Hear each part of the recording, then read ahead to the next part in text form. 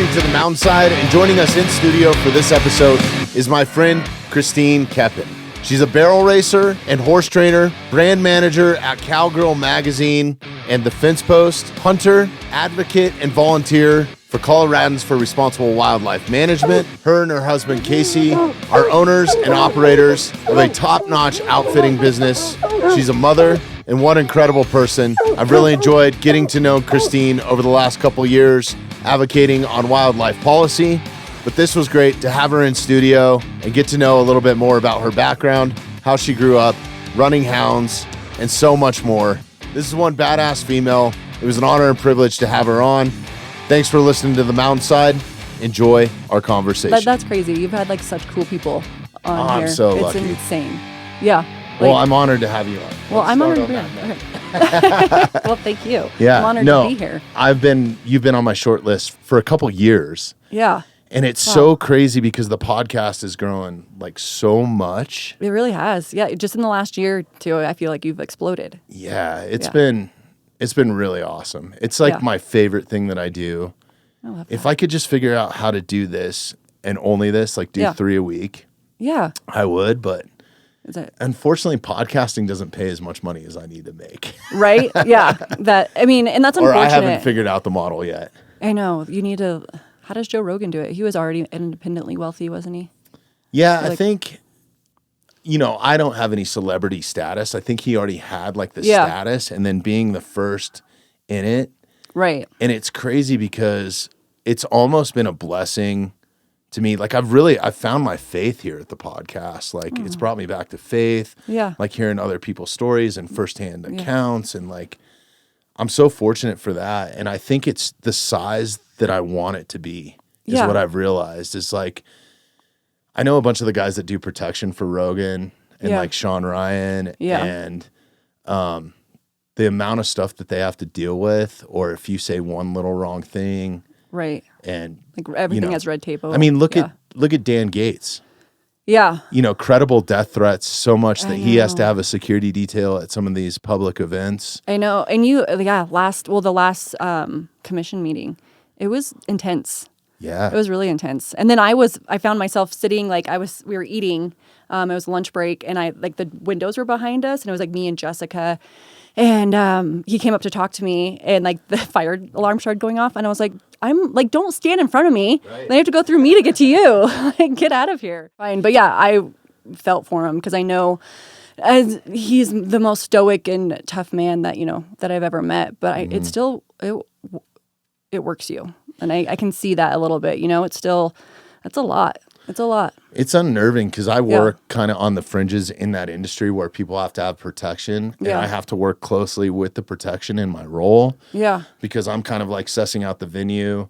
They have certain criterias that they need to hit, like exit plans and fallback rooms, and aside from a green room, and then also a lot of it is those places are put in place, but then it's also me going into the venue. They're just showing up for the first time, so they don't know where like anything's at. Right. So like and your kind of instinct dealing is with kind the of local messed security. Up. Yeah. Wow. But it's just unnerving. Like just even being on that little bit of it, and then having the company that I do now, where we're dibble dabbling in that, and I'm hiring like real experts. But even on the consulting side, it's opened my eyes to so much. Yeah. And we've seen it firsthand in the media recently, like. It's affecting us here in Evergreen, even, Like, you guys just were in the I'm news. rolling around with a tourniquet everywhere. Yeah, right? Yeah. I'm on point, right? Like, that's like, it's scary. And especially, I think, having children on this earth makes it so more, you're just so more aware of everything. Yeah. And it does just kind of hit a little bit closer to home, no matter if it is in your backyard or not. Just seeing Dan having to have, like, security now. And it makes me mad too, because I'm like, these guys are so hell-bent on their agendas and like so mentally ill that they have to threaten lives because they can't get their point across. And that's what I don't understand, because they are supposed to be the most kinding, accepting of everyone, genders, like all this sort of stuff. Yeah, there's a place for everybody. And then even like 90% of these active shooters are totally left-leaning people in politics, not to say like extreme left, right? There's extreme left and extreme right. And I'm somewhere in between that void, right? Right. Definitely. Yeah.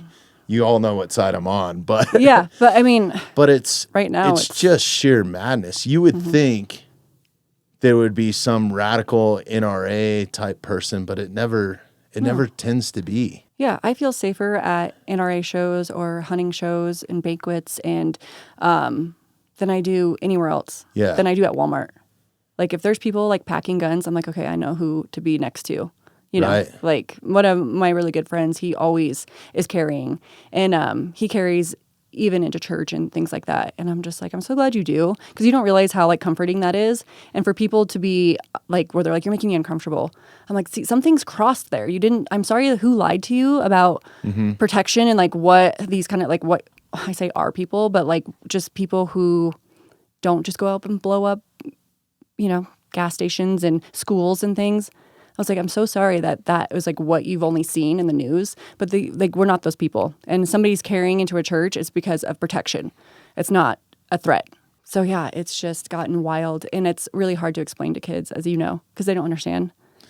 Yeah, and it's wild because, you know, we're so new at this, the world in general. Yeah. Like, I was just up in Jackson. Was it last week? It must have been last week. I don't know. It's been a blur for me. I've been doing a lot lately. Yeah, you have been on But the I road went a to lot. where we were working was right down the street from the Cowboy Bar. And have you ever been in there? Yeah. That Yeah. place is rad. Yeah. And that place is iconic, right? Like Right. it was one of the first like Wild West saloons in in the West. Right. And the amount of gunfights that happen there. It's so cool. But then you look at the infrastructure Yeah. and stuff, you know, and that wasn't really that long ago. We're talking No. like 120 years ago. Like Right. you might get called out into the street and shot. Yeah, But I bet you people minded their freaking business. exactly. I bet you that there wasn't a lot of people spouting off at the mouth and Yeah. causing conflict, because if you did, there was a consequence, right? Right. And I think that's what it gets. That's the point of everything, is there's no consequences for Yeah. anything. I mean, you have your keyboard warriors, you have people behind a screen, you have people, you know what I mean? Nobody gets taken out back and gets beat up. Like even in school, like I mean, I remember seeing like girl fights with my really good friends. But you know, somebody talked to somebody's boyfriend and they'd bring him outside and smack him across the face or whatever it was. But then they were friends again, and it never happened again. Right. But everybody kept their mouth shut, and because you knew that you were gonna get, you know. Yeah, you can hit. hide behind that curtain now. Yes. I mean, even the hate that we get here at the podcast, which we get way more positive stuff than we ever get hate, but Yeah. the hate always stands out Right. more, right? Yeah. And I don't really even pay attention to it. But if you go and actually research like the times that I have where it's like, who the hell is this person that's spouting this like lunacy? Right. Right? Or maybe they didn't even listen to the podcast. They're taking Yeah. something out of context. You'll follow the thread to their account, Yeah. or the email will be like super like starfish 92. Yeah. You know, it's Yeah, like right. some crazy Yeah. email. It's never, there's never a signature with somebody's name. Like, Right. there's Yeah. never, if you go on Instagram or YouTube or something like Mm-hmm. that, their account has like 0 followers. Yeah. You can see when it was started. So Yeah. it was It's started almost like the bots. within Like, a couple years. Yeah. Like sometimes I wonder if it's just people or organizations like prodding Yeah. to cause conflict. Well, and that's what they've been talking a lot about that on even like Candace Owens' podcast, just because she is speaking out about a lot right now. There's a lot of bots that are coming out and like on Facebook and stuff and trying to like, you know, go against her narrative and be like, she's crazy, she's demonic, and like, don't listen to her. And it is to like kind of get people to steer the other way.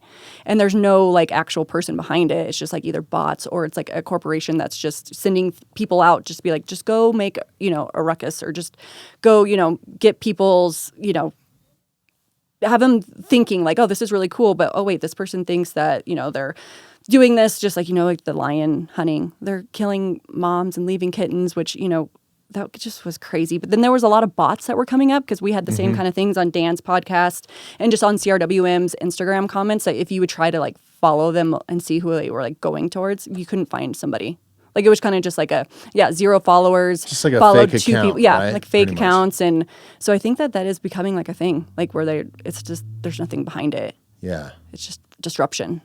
Yeah. And it's, I mean, even, you know, like this this whole school shooting thing that happened here, and I've talked about it ad nauseum, so I don't really want to go down those. And this episode is about you, so I don't know how we dove off onto this tangent. But to end on it, lastly, that kid was radicalized. Yeah. Like somebody was helping him plan when and how and Isn't that what scary? the best way is and to do it. who are those people? Psychos, right? Are they? Or is it our government? That's what I'm saying. Like when I start looking at the active shooter thing, my tinfoil hat goes on because same. I'm like, are these people that are advocating to take guns away from people maybe that are... Yes. Because like just like COVID and everything that has happened, and now, you know, being a grown woman and thinking back, I'm just like, oh my gosh, we're like, everything's fake. Like we've been lied to so much. Yeah. But yeah, I do think that the biggest thing to make people do what you want is to scare them.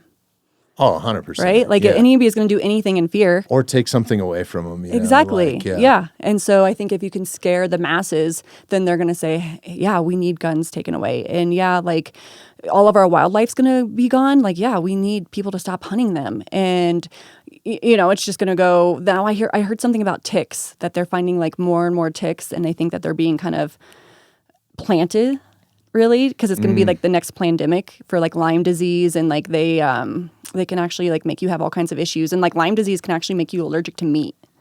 Yeah. And they're saying that that's like a whole Bill Gates, like, you know, don't even get me started. That's honestly whole, like when I get thing, invited to go hunt in like upstate New York or like Yeah. something, like I'm like, I'm good. Yeah. Because I know so many people that have Lyme disease over there. Yeah.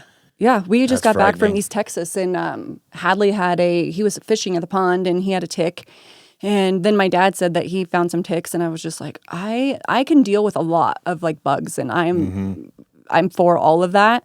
But when it comes to ticks, like I cannot. Ticks just freak me out, and Disgusting.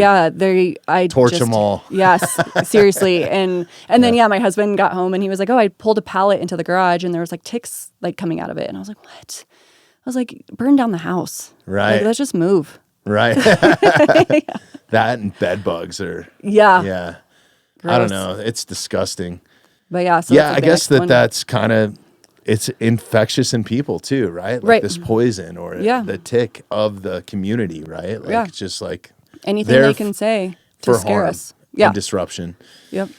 Yeah, it's unfortunate. That's honestly why I'm so careful about who I have on guest wise. Like we've had some huge people reach out that really want to come on, but it's like they want to come on for the wrong reasons. Or Right. yeah. Yeah, and that's hard. Yeah, I mean, what do you say? You're like, No. thank you. That's what No, I thank say. you. It's just a hard no. Yeah, Like yeah. I've gotten really good at that. That's really good. Yeah. I need to get better at then that. there's no like, Yeah. oh yeah, when I have time or something like that. See, that's It's just something a I would hard do no. because I'm too nice. So I'd be like, oh Right. yeah, let's schedule that, and then I'll just like keep saying that until I die, Right. because that's how I am. That's one thing that Yeah. the podcast has made me good at saying just no. Yeah, Like, or that's I don't good. have time or Right. yeah, we're too busy or whatever. That's good. Okay. So I'll yeah, try to no learn offense that to too. anybody that's been reaching out, but I know now they're gonna be when the mad. time is right. Yeah. No, Well, that's- I'm so honored to have you on. I'm honored I to am be here. so Thank you. grateful to have you in our Yeah. community and everything that you've done, including, taking away from your time, your business Yeah. to advocate on wildlife policy, Yeah. being a good, upstanding person in the community thank you. and like a lead by example person. Yeah. Because you're so busy. I'm sure that the last Yeah. thing you want to do is go attend a commission meeting for 2 days. Right. Absolutely. No. Yeah. I don't want to do that. And I told Dan, and I had that conversation one time because he was thanking a bunch of us for just showing up to the Capitol and doing these things. And I was like, but if we don't make the time to do that, then I don't get to take the 2 weeks off to go hunting. Right. So, I mean, I feel like you really need to like prioritize, like, what do you want to do? What do you want to see in the future? Because it's going to suck to sit here, which I mean, we sat there all day and like have to listen to what we had to listen to and that's kind of all of them. It's not fun stuff, but yeah, I want to be able to go hunt and I want to go out to the outdoors and I want my kids to grow up and do that. And so to do that, then I'm going to sit there for 12 hours. I'll take 12 hours out of my time. Absolutely. That's why I showed up that day. And Yeah. I couldn't stay the whole day, but I showed Yeah. up for when I could. And it's frightening to see the opposition and then also have the commission turn around and accept. I mean, they were outnumbered like probably 100-1. Yes. If you looked at the room, Yeah. right? I mean, yeah. and they stood out obviously because they all wore red that day. Which I wore red boots, and I was like, oh no. And Cassie, no, she was so funny. I love her, but she was like, showed up in a red shirt. Yeah, well, no, she was like, maybe they just think like it's the red, like it's the blood on your boots. Well, you guys like, don't fit the profile. You're pretty. You have. I shouldn't even go down this rabbit hole. I'm just creating more hate right now. But yeah, you don't have blue hair. Yeah, I mean, you could tell. But and that was like what was so disheartening about it is we all showed up like we said we were going to and that we should, and we did our part as citizens, as voters, as everything. And they already had their mind made up, and we sat there all day, and they just wasted just wasted our time. Yeah, and that is so it was infuriating. Man, hats off to CPW and Scott Murdoch for organizing the security was top notch. Like I do a lot of events, and I felt super safe there. Like, isn't that sad that they had to take time though out of like what they do out of their field? They could be helping wildlife. Yeah, and they had to do that instead because of a ballot initiative that thinks that they're helping. I don't know. It's crazy. Yeah. But one thing that was really eye opening to me there, and then we'll get off the subject because this episode is about you, and we're already like 20 minutes into this is important. Just bantering. Is the amount of people that showed up that weren't actually hunters that understood that wildlife policy is no place in voting or in ballots or ballot initiatives or politics. And we're on the side of CPW and on the side of CRWM. Yeah. Like I was blown away at how many people were there that weren't hunters, but they were just, maybe they worked in ag. Right. Yeah. I mean, the one thing that shocked me was the gay dude that was sitting in front of us and got up and absolutely crushed. Didn't he? Yeah. Yeah, because remember, we weren't sure which side he was on. Like that whole group in front of us. Because the gal that he was with had a red vest on. Oh, like down the like down to the left. And so me and the girls were trying to figure out. Yeah, they sat in the row right in front of us. Yes. And then when he went up there and just dropped the mic, we were like, hell yeah, brother. Man, I was shocked. That's not what I was expecting. Yeah, from, but that's like huge because podcasts are doing that. You're getting the word out, and people are starting. And I think this is across the board, politically, everywhere. People are starting to realize that they're lying to us, and they're just coming for everything. They're coming for everything. And now seeing the commission and how that went that day, I was like, they just showed their cards. They basically just let us know exactly where they stand, and now they're not even trying to pussyfoot around it. They're just like, this is what we're coming for. It's so crazy. Yeah, it is crazy. It's lunacy. I mean, to have a wildlife commission and nobody is really involved in agriculture there's one board member, right? Yeah, the one that was not there, the ranching guy. Yeah, and I don't remember what his name was, but yeah. His call-in was pretty badass. He's like, hey, sorry, I can't be there. I'm calving right now. Yeah. I was like, yeah. But unfortunately, we kind of needed him there in person, right? Right. Yeah. And after seeing that, and then I'll stop talking about it too, but just after he had left and then we listened to them go back and forth, I almost thought that we were it wasn't real life. Listening to how they didn't even know about the actual CPW regulations. They didn't even know that fur bearers had a season. Because he was Thatcher, I think, is that the guy? Okay, yeah. He kept saying, well, I would feel better if there was seasons, but there's not even anybody can just go up, kill all they want, and pile them up. And but you can't, we're all there. How do you not know that? Right. How do you not know that there are, seasons? And it's already so, protected, and there's so many things that you have to do when you have to seal a bobcat. And that was the next citizens petition after that, wasn't it? It was if they had to have a seal on a bobcat. Right. And we're you are wasting our money and our time. And we already do that. So much time. Yeah. And think about all the law enforcement that was there just to keep conflict out of the situation. And I feel we were all, I think everybody was really on their best behavior. I think at the end, when we had sat there for an hour listening to them go back and forth on what they couldn't understand, and it was so painful that finally somebody was you guys are all jackasses or idiots, or somebody said you're all idiots, and we all clapped, and they were okay, we're not going to put up with that. I think that was the only thing that I heard that was they are though. Yeah. And I mean, that's really reserved because a lot of these people live in rural Colorado. Yeah. And are real ranchers and don't have to deal with lunacy, right? Like they're controlling their own world. Right. And that's why they're living there. Yeah. And that's But why it's they're so not. hard It's for them to being show up to infringed meetings. on, right? Because you can't Right. you can't kill nuisance predators. You can't kill stuff that's you're going damaging. into their livelihood. 100%. And that's the problem. And that's when people are like, we've always been the party or like the people who have been pretty quiet and docile and kind of just like, that's because we live in our own little world. And we hunt, we know where our food's coming from. We all usually work within the agriculture sector. And so we don't really like deal with that. But now that you're coming on for our livelihoods and our children, like, we're going to square up and we're going to show up and we're going to make things uncomfortable. Yeah. And I always tell that. Because you live in a high rise in downtown Denver, a condominium which is in a suburb. like, I don't understand because I'm like, so you think that the wildlife habitat and ecosystem just wasn't there where you decided to build your Costco? Right. That doesn't make sense to me. Yeah. But like out on our ranch, I mean, we have all of the wildlife and it's been there for hundreds of years and our herds are great. Our water is great. So I don't understand. We live in two different realities. It's crazy because they'll turn around and say all this, but then they'll go to Starbucks and pay money to get a coffee that's, made by slave labor, right? And they're all probably using an iPhone. Right. Like it's some of the worst things to humanity is big corporations and the people that are feeding them, right? Right. Right down exactly. and then they'll go and pump Shell oil into their Prius or whatever, right? Right. Because they need that. Well, and their Lexus that has leather seats that they want to get rid of, but you can't wear a cowboy hat or a fur jacket. Yeah. Which doesn't make sense. Yeah, because there was a gal there, and she definitely had like a designer leather purse, and I was just, but she was for the other side, and I was just like that. So since my purse is made out of fur, but yours is made out of leather, it's like I was like, is that an access purse? Yeah, that's with a rad. kudu strap. So it's the kudu is like the strap. Yeah, you got to show that on camera. We got some ladies that would like to see that, really especially that listen to the podcast. Yeah, that's awesome. Cool? Yeah, and this, like, feel how soft this kudu is. Yeah. Oh my goodness. It's like buckskin. Yeah. So I have another one that is a spring buck. Okay. That's the same that is made by the same gal.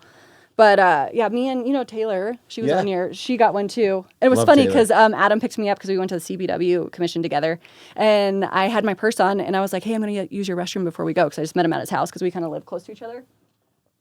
And he goes, "Oh, Taylor has that purse," and I was like, "Yeah, we were you were standing right behind us when we bought it." And he was like, "Cool." I don't remember. I love Adam. Shout out to Adam too. Yes. Yeah, they got a big event coming up too. Yeah, was it not next week and the weekend after? Yeah, and I got a little preview. Half Face Blades made a blade to auction off. Yeah, isn't that cool? It's gonna be freaking amazing. Yeah. So definitely check that out if you're listening. All right, we got to dive into this at some point because I can't keep you here for 4 hours today. So all the time that we've spent and been able to hang out the last couple of years, and me getting to know you kind of through CRWM and Dan, and you've been in the studio before. Mm-hmm. Yeah. But this is my episode now. You were on Dan's podcast last time. I don't know much about you or your background. I know a lot about what I'm doing now. You are a badass woman. Oh, thanks. I don't know about that. Yeah. No, like some of the bucks that I've seen you put down and elk and like on the hunting side, you're smoking me. Like, so I don't come to play. Some big notches, big notches in the belt there. Yeah. And then heavily involved in the rodeo community too, right? Yeah. From publication standpoint, you also compete. Yeah. Your family competes. Like, like knowing Cody Lostro and that family is he amazing. crushed at the commission meeting. I had to message him the next day. I was like, dude, that was a total mic drop. Yeah. Yeah. But, he's amazing. Yeah. Amazing dude. So it's just like we've hung out in this community. Yeah. But now it's my own greed. I have you all to myself. So I get to find out about you and where you grew up and how. So I was born and raised on the Eastern Plains. My dad actually owned his own business in Colorado Springs. So I've always been here. And it was so funny because like in middle school, high school, like my only dream was to go to Texas to rodeo. Really? Right. Yeah. And so like, cause like we had Garden of the Gods and, SS Park and all of the things, but my parents were always like, that's touristy and like yuppie things. Like we're not going to go do that. So that's kind of funny now to think back. But I grew up showing steers and sheep and riding horses.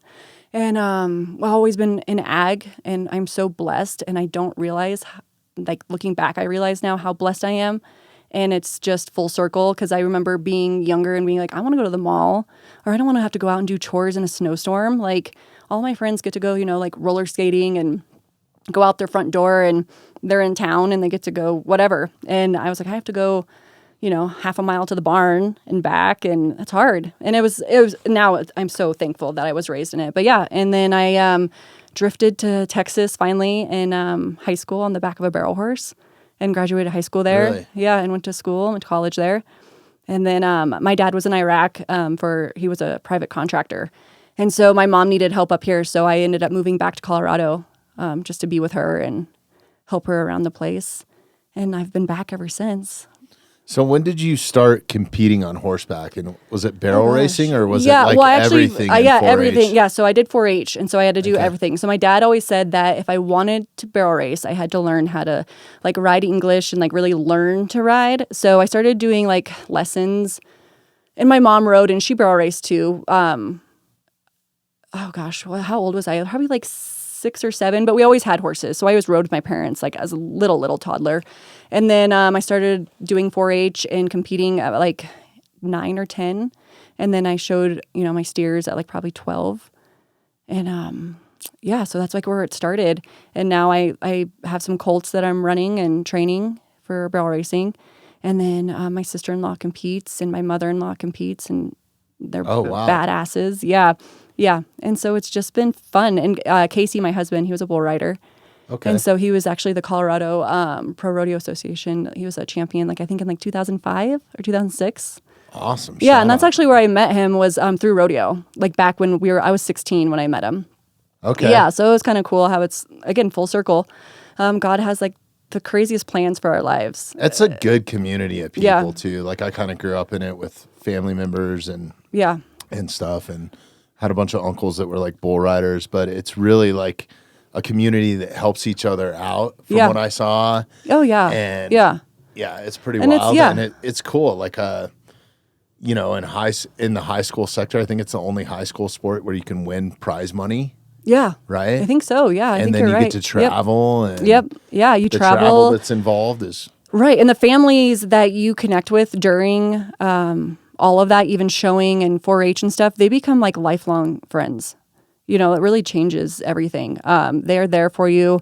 If your horse is sick in the middle of the night, if you need a ride somewhere, it's really it's the best community. And I'm so thankful to be a part of it. Like, so thankful. And it's really like the hunting community is the same way, right? But like you and I were talking before, like we grew up hunting, like my dad hunted for meat because we had to have meat.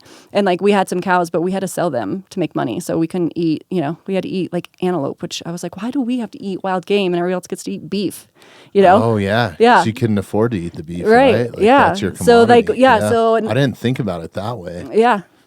Yeah, Right. I was doing it. It was either that or my protein source was like a block of government cheese that was disgusting, right? Yeah. It was like, made me hate cheese. I still don't like cheese to this day because I'm like, Yeah, that's how I am about antelope. Like, I can just smell it. Like, I love hunting them. And I like the summer sausage and stuff. And the kids like it. But it's hard for me to choke down sometimes. Just because I think I ate it so much growing up. Because, like, we lived on the Eastern Plains, so that was an easy thing for my dad to go hunt. Yeah, that was actually my first hunt that I ever did was with my dad for an antelope. Yeah. Young. So in the rodeo side of stuff, what was your career like in that? Like, when did you start competing at like a super young age? Yeah, 12, like you said? 12. Like, yeah, so they had like junior rodeo, right? And then NBHA, which is the National Barrel Horse Association. And I actually made the world finals for the youth in like 2004. And so me and my family drove down to Jackson, Mississippi, and went down there and competed, and that was a lot of fun. And then high school rodeoed, and then college open rodeo, all of that. And then I did dapple in pro rodeo for a while. I just didn't have the horse, for the caliber of horse that I needed. And so, so now I'm getting back into it. I kind of strayed away when I started having babies, and then we kind of started trying to grow our cow herd, and life got busy and started working and stuff. I had to get like a real job. And so now I'm circling back and have some amazing colts going and getting back into it. And my littlest one, Hayes, he Pee-wee barrel races, and it's the best thing ever. And he wins money in it all the time. And he's like, just win, Mom. It's not that hard. And I'm like, right, bro. Okay. I got it. That's awesome. Yeah, so it's been a lot of fun, and yeah, I'm excited for the future of the horses I'm running right now. I think they're going to be really special. It's such an amazing sport. Yeah. So with your husband being a bull rider, was he in high school? You guys met in high school then, obviously. Right? Yeah, he's like 6 years older. So he was a little bit older. His sister is a little bit more closer to my age, and I know she high school rodeoed, and I think I met him at some CPRA rodeos. Yeah, like we were in the kind of like the same like friend group and stuff. Yeah, and he was really talented, and he rode horses, and he went to like elementary school in Bailey. Oh, really? Yeah, and it's really funny because he says that he's like the pole bending champion, and he actually like his mom gave me like a horse blanket that's like 1996 like champion, and she's like, "This is Casey's. He won this," and so now he thinks it's so funny because we all make fun of him, but he's a really good rider. But he's like, "Yeah, I'm the pole bending champion of Bailey, Colorado." Like everybody knows that. Is he retired from bull riding now? Oh yeah. Okay. His back is shot for sure. But and now he's like, I don't want to ride your horses. He's like, I'm good. He's like, I like to watch, and he's the hunter of, his jam is the dogs and hunting. Yeah. The hounds. Yeah. So we're gonna circle back to hunting and where you started there, but you guys run hounds like a full outfit, right? Yes. So Casey's best friend, they have an outfitting business, and then we just run our hounds just to like hunt for ourselves too. We hunt as much as we can. This year was not great, right? It's so dry.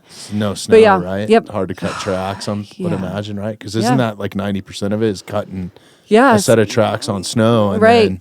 Yep. And like with no snow, it makes it hard. I mean, you can run, I know Cody Losher runs dogs on dry ground, but you have to really work with them, and they have to be like, top-notch dogs. And with Casey and I both working full-time right now, and the kids and like sports and stuff, it's just been too much to get them out on those dry tracks. But I think next year we're really going to try to dedicate some time in doing that. That's awesome. How many dogs do you guys have, and what is that process like? We've kind of talked about it a little bit with Cody. Like Cody has been on the podcast once, and it was a lot of bull riding, right? Because of his career. Well, and he's a world champion. Colorado royalty in my eyes, like he, I don't think we really kind of got into like, by the time we got around to being a houndsman and stuff, we didn't really get into the process. And we talked a lot about, this was before we were able to vote on 127. So like leading up to it, we talked a lot about that and his livelihood, and just how much it does for him mentally. But what is the process to start with a set of hounds? And then I mean, there's bloodlines that go into it, generations. I mean, I feel like it's like anything with animals that you're like, even in the barrel racing, like you start, like Casey started really young, and like, we didn't have the money to go out and buy a $40,000 horse that was bred to do what it, to be a race horse basically. Well, same with Casey, is he didn't have the money to go out and buy all nice hounds. So he just started calling like pounds and saying, hey, if you have anything that's mixed with a hound or like a hound, let me know. And he kind of just started making his own pack like that. Really? And and you can you run them, behind really good hounds that already know what they're doing, like the pups especially. And that's kind of what it's morphed into, is you just got better dogs as it kept progressing, and then started breeding his own. And, but you just run them behind like a really good dog, and they they're born to do it. And that's kind of the thing, is like, I don't think a lot of people understand, is it's in their blood. Like they're born for that. And so if they're a good dog and they're bred right, they will pick it up naturally. Just like a racehorse, they naturally run that way. Just like, it's what they want to do. Right. Exactly. And that's kind of like why I fell in love with like the hound hunting so much, is because for me, for riding colts and training and stuff like that, you see like a spark in a young colt that like they know to watch that cow, and like you see like the naturalness in them where they like watch a cow go by and they kind of want to stalk it. And I was always told by a good friend, she was like, if they'll hunt a cow, they'll hunt a barrel. Right. And so they're like, that's, kind of the mentality of it. And the same with the dogs. Like once I saw that it was so natural to them, and like they just took off, and I was like, the correlation between the two, I was like, there's something so beautiful about seeing an animal do what it's bred to do, what it's born to do. It's so fascinating. Like my favorite, I mean, I have a blue heeler now, but my favorite was watching blue heelers work cows. Yeah. Like whether it was in a rodeo pen or whatever, man. I mean, a spot where we used to go and rope and bulldog and stuff that was local right here. This dude, Kevin Bredesen, I don't even know if he's still alive. He had amazing dude. But he had a rough battle with cancer. I don't think he is. I wish I should reach out to him. But anyways, he had a healer, and we would go, and he had a small set of steers, and he raised world champion paint horses, and but those dogs, like, that's where I fell in love with them. Yeah. Because they were so smart and so well behaved. They'd sit outside the arena. Right. And then when they needed to go run the cows up to the chute, they'd run them. You didn't have to do anything. Right. They live for it. I mean, he had one that was trained to open the chute. Oh, wow. I mean, you would have to get off and close it, but the dog would pull the rope, Yeah, that's so awesome. He knew what was up. I have and he would just sit there and watch, Isn't that cool? It was and so rad. For people who say like, oh, they make their dogs chase lions or they make their dogs do these to the cow. I was like, you cannot, you and I both know you can't, especially because I have a healer too. You can't make them do anything they don't want to do. No. Like, no. And it's the same with a 1,200-pound animal. You're not going to make them do anything that they don't want to do. You know what I mean? Not well. Yeah. And so, but yeah, to see those cattle dogs work and like the Kelpies and like the border collies, like how they can like just like round up the sheep and stuff, isn't it? It's They're amazing. So smart. Yeah. And I have a lot of friends too in the veteran community and law enforcement that have Malinois. Yeah. And like the Malinois and healers, like those intelligent breeds, labs, it's so crazy. And the hounds, how intelligent they are and just like feeling wise. And you can literally train them to do anything. Right. Yeah, I mean, it's pretty nuts if you spend the time with them. Right, and that's they the thing. need to have a purpose. Like those dogs, if they don't have a purpose, they're gonna rip apart a truck seat. Or so I worked in the vet industry actually for like 6 or 7 years. I thought I was. That's why. So I went down to Texas and I graduated, and I thought I was going to go to vet school. Is kind of where I was going, and so, but I, in the vet world, like that was like the number one surrendered dog was a healer. Really? Yeah, because people get them and then they get them and they put them in their apartment or like in their town and like their townhouse or suburbs, and they don't have anywhere or any job or anywhere to run or anything, and they just destruct from the inside out. Like they just can't handle it. They can be a great breed if you get them from a pup and train them to what you want. Yeah, to be. And they need a person. I they would have suggest to have a bond. if you're going to have a domestic blue heeler like we have, like I'll only have a female. Yeah. Because they're a lot more docile, they're smaller, they're more of a owner pleaser too, I think, than the males are kind of like, fuck you, know? Yeah, I have a male and he's intact. And he is the most Velcro dog I've ever had. Like I was going to bring him because he likes to just chill in the truck. Oh, you should have brought him. I know. Have dogs in here all the time. But he's pretty amazing. And my mother-in-law breeds them. And so he was actually bred with a miniature healer. So he's really small. No way. Yeah, he's only You have him with you here? Is he in the trunk? No, I didn't take him. Oh, okay. I know, but he was sitting there like, because he goes to work with me. Like he goes everywhere, especially like when I'm just traveling around and seeing customers. They're great protection dogs too. And like people don't really, like he's intact and they're like, he's intact because like he won't run. He sits by my side. He's the best. But yeah, they need to have like their person. And I had a female blue heeler in college. Her name was Tessie. And she was awesome. But I remember like walking through, I was in Oregon at a rodeo, a pro rodeo. And I'm like going to like, I don't know, the contestant area or something. And I was like, where's my dog? Like, where's Tessie? And I kept like turning around, like, where's Tessie? And finally my friend's like, she's right behind you. Because like every time I had turned, she was just like turning. I do it all the time on trails. Like, I'm like, oh. My dog, Tala, she's she was a COVID pup. I was like, there's no better time to get a healer than right now, So we did. And I called and begged and pleaded this lady up in Wyoming that raised ranch dogs. Yeah. And she didn't want to sell it to me. She's like, no, that's a good I've breeder. Seen these dogs get turned back into the pound. She's like, if you ever want to get rid of it, I was like, I've grown up with this breed. Please let me know. Yeah. And I'm looking for a female. So this was before they were even born. So we were going to get the dog anyways, but then God's gift was COVID and we got to spend time at home with this pup, which was awesome. But then I had her trained a little bit in search because I wanted like in case I lost. Did you like send her off? Just had some friends help that are in the training sector for some police dogs and stuff like that. And I was like, I wanted something if we were in the backcountry and the kids got lost that maybe I could put her on the scent of something. So they trained me to have like a toy with her. Yeah. Like if you ever watch a police dog work or a military dog. Yeah. They always have operator always has like a ball in his pocket or something. Right. If you have control of that, you don't need a leash with a healer, man. They will lead like. My dog acts worse on a leash than he does without. Yeah. Like he acts like he doesn't understand. She's a pain in the ass. Yeah, exactly. And like we have dogs that run up to electric fences here because we kind of live in suburbia mountain town. Like we don't have a ton of property. And then even when I get out on some trails or something, she's, there's so many other dogs coming by or whatever. But if I have that possession of that toy, she doesn't care about anything. Really? Yeah. I think even a bear could get on me, and if I still have the toy, she'd be like, are you going to throw it? Yeah, that's funny. What's going on? That is so funny. Just the other night, Hadley and I were up hiking like right behind our house, and we noticed like there were some people, because there's like a park and then there's some private, and they were over on the private, and it was me and my dog and Hadley or Hayes, and we like looked, and Rip doesn't bark. He didn't bark at him. He just like was looking through Rip the trees. Is his name? Yeah, his name's That's Rip. He was like awesome. looking through the trees,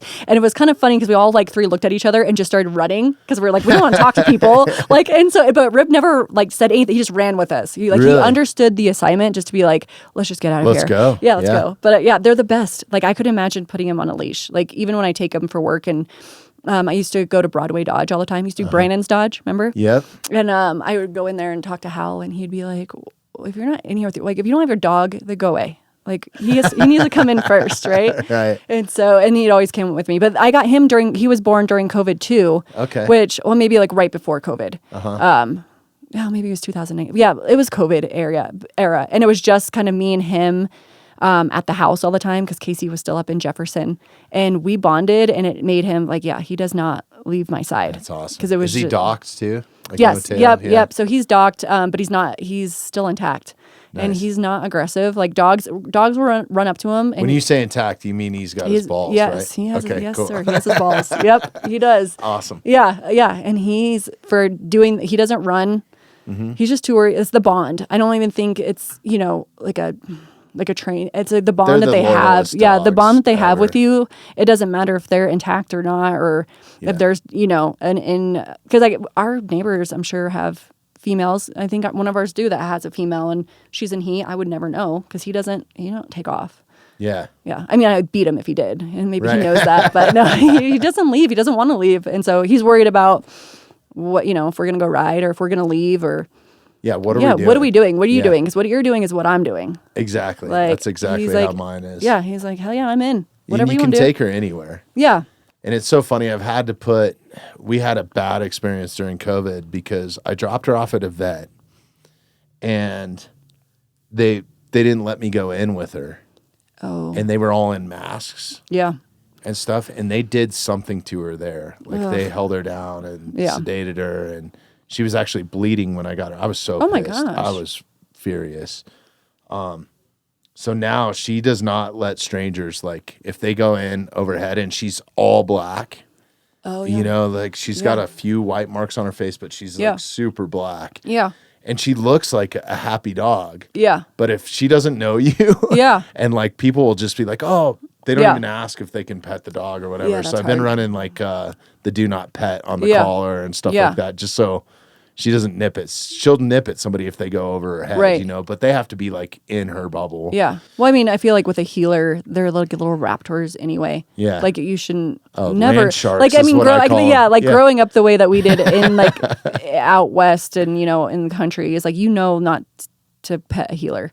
Like my dad laughs because he used to haul hay to people and like deliver it, and I'd always go with him, and I'd always get bit by a dog, like almost every time, because like I would just go for them, arms open, come here, and my dad's like, don't do that, and then I'd get bit, and he's like, I've told you. I mean, I'm in my 30s and I still do that. I'm like, come here, and my dad's like, stop, what are you doing? Yeah. Like there was a stray at his house a week ago, and he's like, he just hangs out, which my dad's like, he just hangs out, but my dad feeds him dinner, and I'm like, I'm like, it's because you're feeding him a lot and whatever. But anyway, same thing. I get there and I'm like, oh, my dog. I saw this reel on Instagram, and it was a blue healer. And the guy was saying, people ask me all the time if my blue healer will bite them. I don't know. I've known Boone 7 years. I don't know what sets him off, and it's kind of the same. It's just like, she's cool with some people she's not. I know that if my wife and kids are not with me, you have a better chance. Right. Yeah. I know that if you're wearing a mask or a hat, you're screwed. Yeah. Like she does not like that for some reason. Healers are funny that way. And if you're a male. I don't think she's ever bitten a female, but she really doesn't. Yeah. She hasn't bitten anybody in the last 5 years. That's funny. My female healer did not like men at all. So that's funny that she loves me, but Yeah. That's about it. And It's yeah, so Rip's- crazy though, because she knows, even though I have so many family members being a Colorado native and 11th generation here, like hundreds of family members. Oh, wow. That live Yeah. like kind of in the immediate area. Yeah. And some of them she's never met, but she knows who like family is. Oh, really? It's so That's crazy. That is crazy. Like, yeah. she has like a sense for it. Yeah. I mean, Rip's the same way. Rip, he's more friendly. Like he will come up and just, most part say hi to everybody.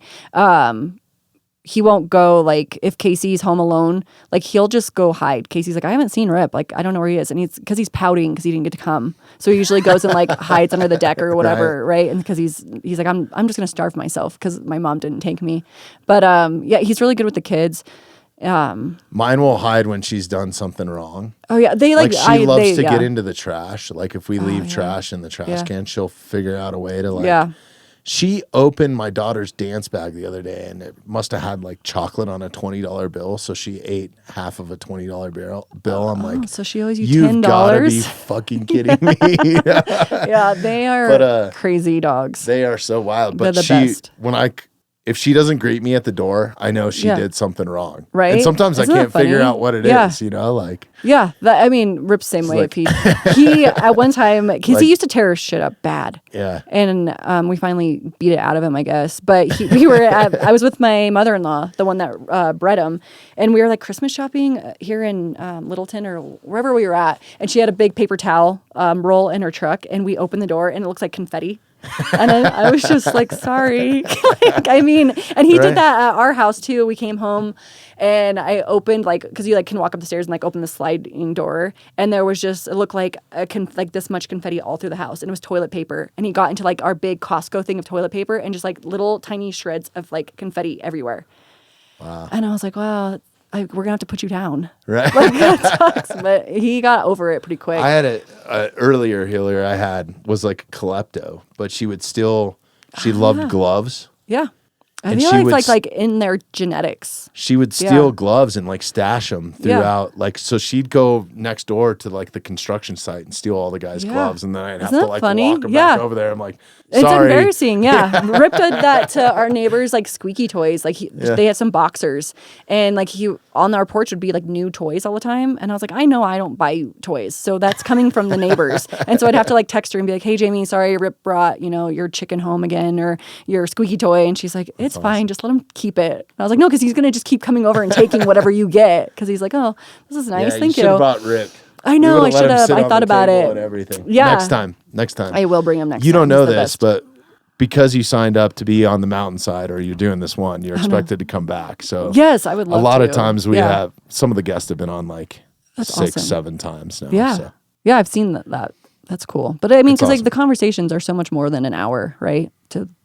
Yeah, Like, it's a there's- time yeah. machine. I mean, we're already an hour in, and we just started gosh. talking. Yeah. This is like the Crazy. healer podcast right now. I know. But I love them. My mother-in-law would love it. She should be here because she is she's been raising them for years. Really? Yeah, and good ones too. And she Okay. and so my mom just got one from her.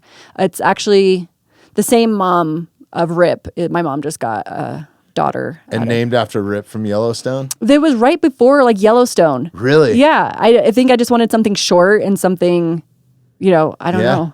Because It's a my great friend, name. my best friend's dad had a healer named Nipper. Okay. And I always loved that and he came to it because we always called him nip, lip, flip, whatever was IP. And so I do that to my dog now too, because we call him Nipper a lot too, or Flipper or whatever, ER, he'll listen to it. But so yeah, I don't know why I called him that, but it was right before Yellowstone, and now everybody thinks that. They're like, oh, because Yellowstone. And I'm like, no, I am not that person. Right. Okay? No. a good when people, character, when though. I compete, when women are like, I'm like Beth Dutton. I was like, that's kind of embarrassing. I was like, That is really embarrassing. Don't say that about yourself. I only watched 3 or 4 episodes. I'm not really into Yeah, I think shows when like you're that for a some real reason. rancher or really been around that lifestyle, you're like, it's so corny and Well, it just not- turns into trucks blowing up and Yeah, right. it's Yeah, like a soap opera for dudes. yeah, You know but what I mean? it did turn. I will say it did turn a lot of city slickers they wanted to be a cowboy. A Mm-hmm. lot of girls went to a hat bar and got a bedazzled cowboy hat and they're Yeah, cowgirls just go to now. Jackson Hole. Yeah, right. Yeah, and it's okay. I mean, I used to be really territorial. Like, remember when we used to call people posers? I was thinking about that. Like in high school, like my brother, he raced dirt bikes and I had a dirt bike and we were like cool. And like if we'd snowboard a little bit here and there, but like if you were wearing like a Volcrum shirt, but you never like actually did anything, we'd be like, oh, you're such a poser, dude. Yeah. Or like skater shoes. You're like, oh, wow, you're a poser. I think, God, what did the Cowboys? I used to run with a bunch of cowboys, even though I was like a punk rock kid. Yeah. And I got beat up by a lot of cowboys because I was trying to like date their sisters that were barrel racers and stuff. Yeah, and that'll do it. Sometimes they didn't like that. Yeah, maybe Casey beat you up at one point. Tough motherfuckers too, man. Like some of the toughest dudes I've ever met in my life are. And they don't look cowboys. like, they're not like super stacked or anything. No. But they are they're tough. Yeah. Farmer strength. Right? Yeah. And even in wrestling. Farmer strength, retard strength, whatever you want to call it. Yeah. It's one of the two. Yeah. I mean, and they're not scared of you. If they can climb on a bucking horse or a bull or even if they're a roper, like, they're not afraid of anything. They've been hit way harder. Yeah. Yeah. Yeah. Which is pretty wild. But anyways, I used to run with them and I think they would call. What do they call like the poser cowboys? I think they call them Hanyaks or something like that. Like, yeah. My sister had a horse named the famous Hanyak. Okay. Which is really funny that you say that. But like, and we used to call them like Walmart cowboys. And I used to get so like, just like, go away. You guys are embarrassing. Drugstore cowboy, right? Right, exactly. And like, like they go to the National Western a couple times, but they like live, they grew up in Littleton or Denver or whatever. And I'm like, you're not a cowboy, you're not West. Stop. But now, like being older, I appreciate them because I'm like, you are bringing awareness to our industry, and like you think it's cool, which is good. And Yellowstone helped with that, right? Yeah. Yellowstone Western helped culture, right? Yeah. Yellowstone helped Western be cool again because like we were all country before country was cool, right? We were all doing things and wearing the high waisted Rockies and all of that stuff before, and like looked like total nerds. But now it's cool, and so it's kind of funny how it all kind of circles back. But now I think it's really cool. And for even like, so I work with Cowgirl Magazine and I do a bunch of their marketing on their equine brand. I'm like an equine brand manager. And Yellowstone was a huge hit for us. I mean, everybody wanted, the Beth Dutton like jackets. And I mean, and she was actually on our cover. Was that 2 years ago or a year and a half ago? And she's a really cool lady. But like, yeah, she was on our cover and it was a cash cow for them for sure. I mean, and like all the spinoffs of it and stuff. It's really cool franchise what they did. So now that I'm a little bit older and not, such a brat, I'm like, it is cool that these people are wanting to be a part of it. Just like, don't bring your like city politics into it. That's all I ask. Right. Yeah, because we are so cool. Right. We are so cool. And it is like such a cool thing. We're the original, pioneers of this land. And so keep it that way. And it's because of the way that we do things from tradition, right? Tradition is coming across and we haven't changed anything. Yeah. So don't. That's why I'm so glad, like right here in Evergreen, like one of the things that's been around the longest is we have a PRCA rodeo that happens here in June. Yeah, it's a big one. And with this being such a left-leaning town and like anti I bet there's a lot of protesters there, huh? Like, no, not really. Like the town kind of embraces it. That's good. And it's good and it shows like the Western culture and I think it's cool. I hope that they keep doing it. Yeah, and like old like saloons and stuff. Like I have to go up to Belfouche, South Dakota for work. That's like where our main office is for the fence post. Okay. And the saloons in there are so awesome. And like we'll go over to Deadwood. Some old swinging doors. Yeah, and I was like, it makes for me. I just feel like at home. I just feel at peace. And I was like, but if I wasn't raised around it or like just immersed in it, I would be so at awe. Like if I was, raised in town and then came out, like, cause I mean, even kids don't even know, where their food is coming from or like what a cow looks like or what any of it is. And so, to be in awe of like all these old like places that still exist, we need to protect them. Yeah. 100%. So maybe like I said, Yellowstone and all that and like becoming popular, maybe that'll help protect those places and stuff like that, that lifestyle. But if it's portrayed right. Right. Yeah. Yeah. Cause some of it was corny. But like, because I was just like, if I met Beth Dutton, that's a nightmare. She was a nightmare of a person, the character, Yeah. It's like, that's I've only seen a few episodes, but pretty wild woman. Yeah. Yeah, she was. I know, like when it first came out and everybody's like, I'm like Beth Dutton. I was like, don't say that. So to take it back to the Hounds real quick, and then we'll dive back into your background.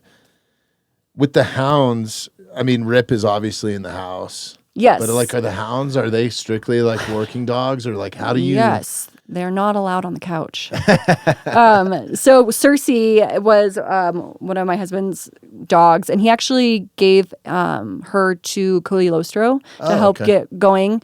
And she did, because she was too bonded with Casey. So like when he would put her out on a track, she would go like halfway or like go to the tree and then come back and be like, "Where you at, Dad? Like, let me," and you don't want that. You want them to go with the pack and like go to the tree. And then when you get to the tree and then, link up there.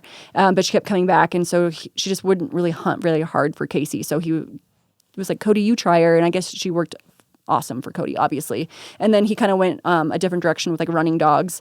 And she was getting older. So we have her back. And now she is just like a couch hippo.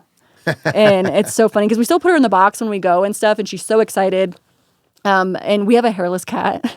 Oh, really? Yeah. And so I was like at first nervous, but I mean, they play together and he annoys the crap out of her and she'll snap at him after he's pulled her ears and her tail so many times that she's finally like, "I don't think you understand where I come from." Right. But, I'm not scared of you. I tree 190 pound right. cats. And he is so mean to her. It's so funny. But yeah, Rip's in the house and she's in the house because one of our other females kind of got after her and tore her up a little bit. So we're like, she doesn't run.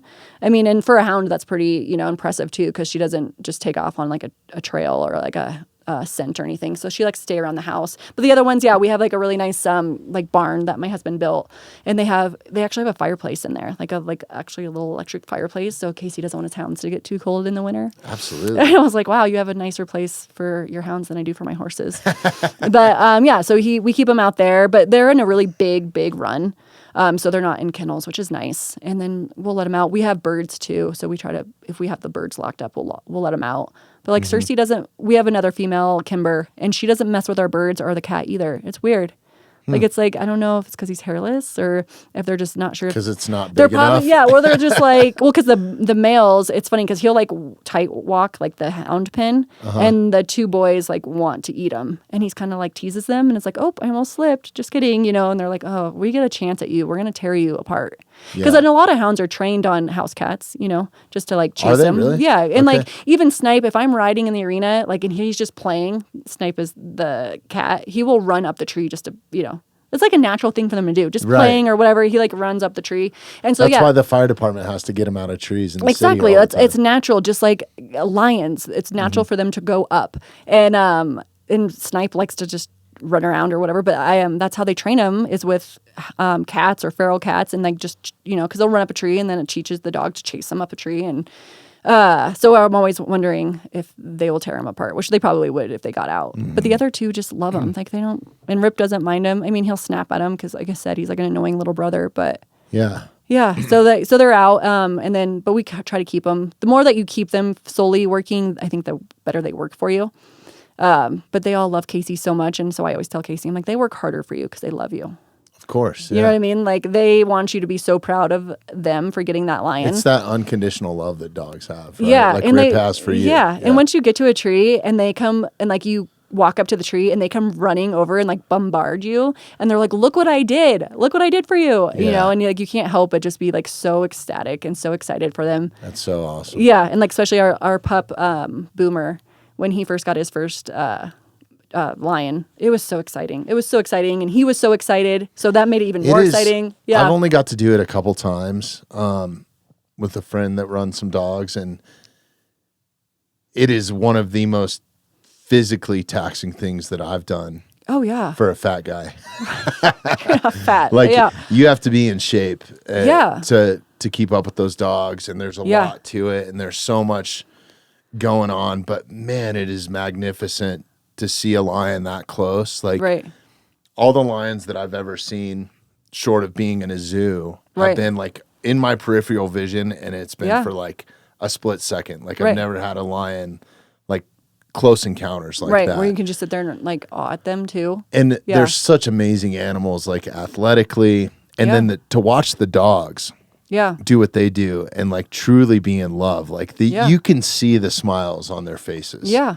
Like where you don't see. I mean, they're literally like smiling. Oh yeah. And I think it's hard to explain. It's a beautiful dance of athleticism between the dogs and the lion. Yeah. And I was actually shocked that, the hounds aren't like super big.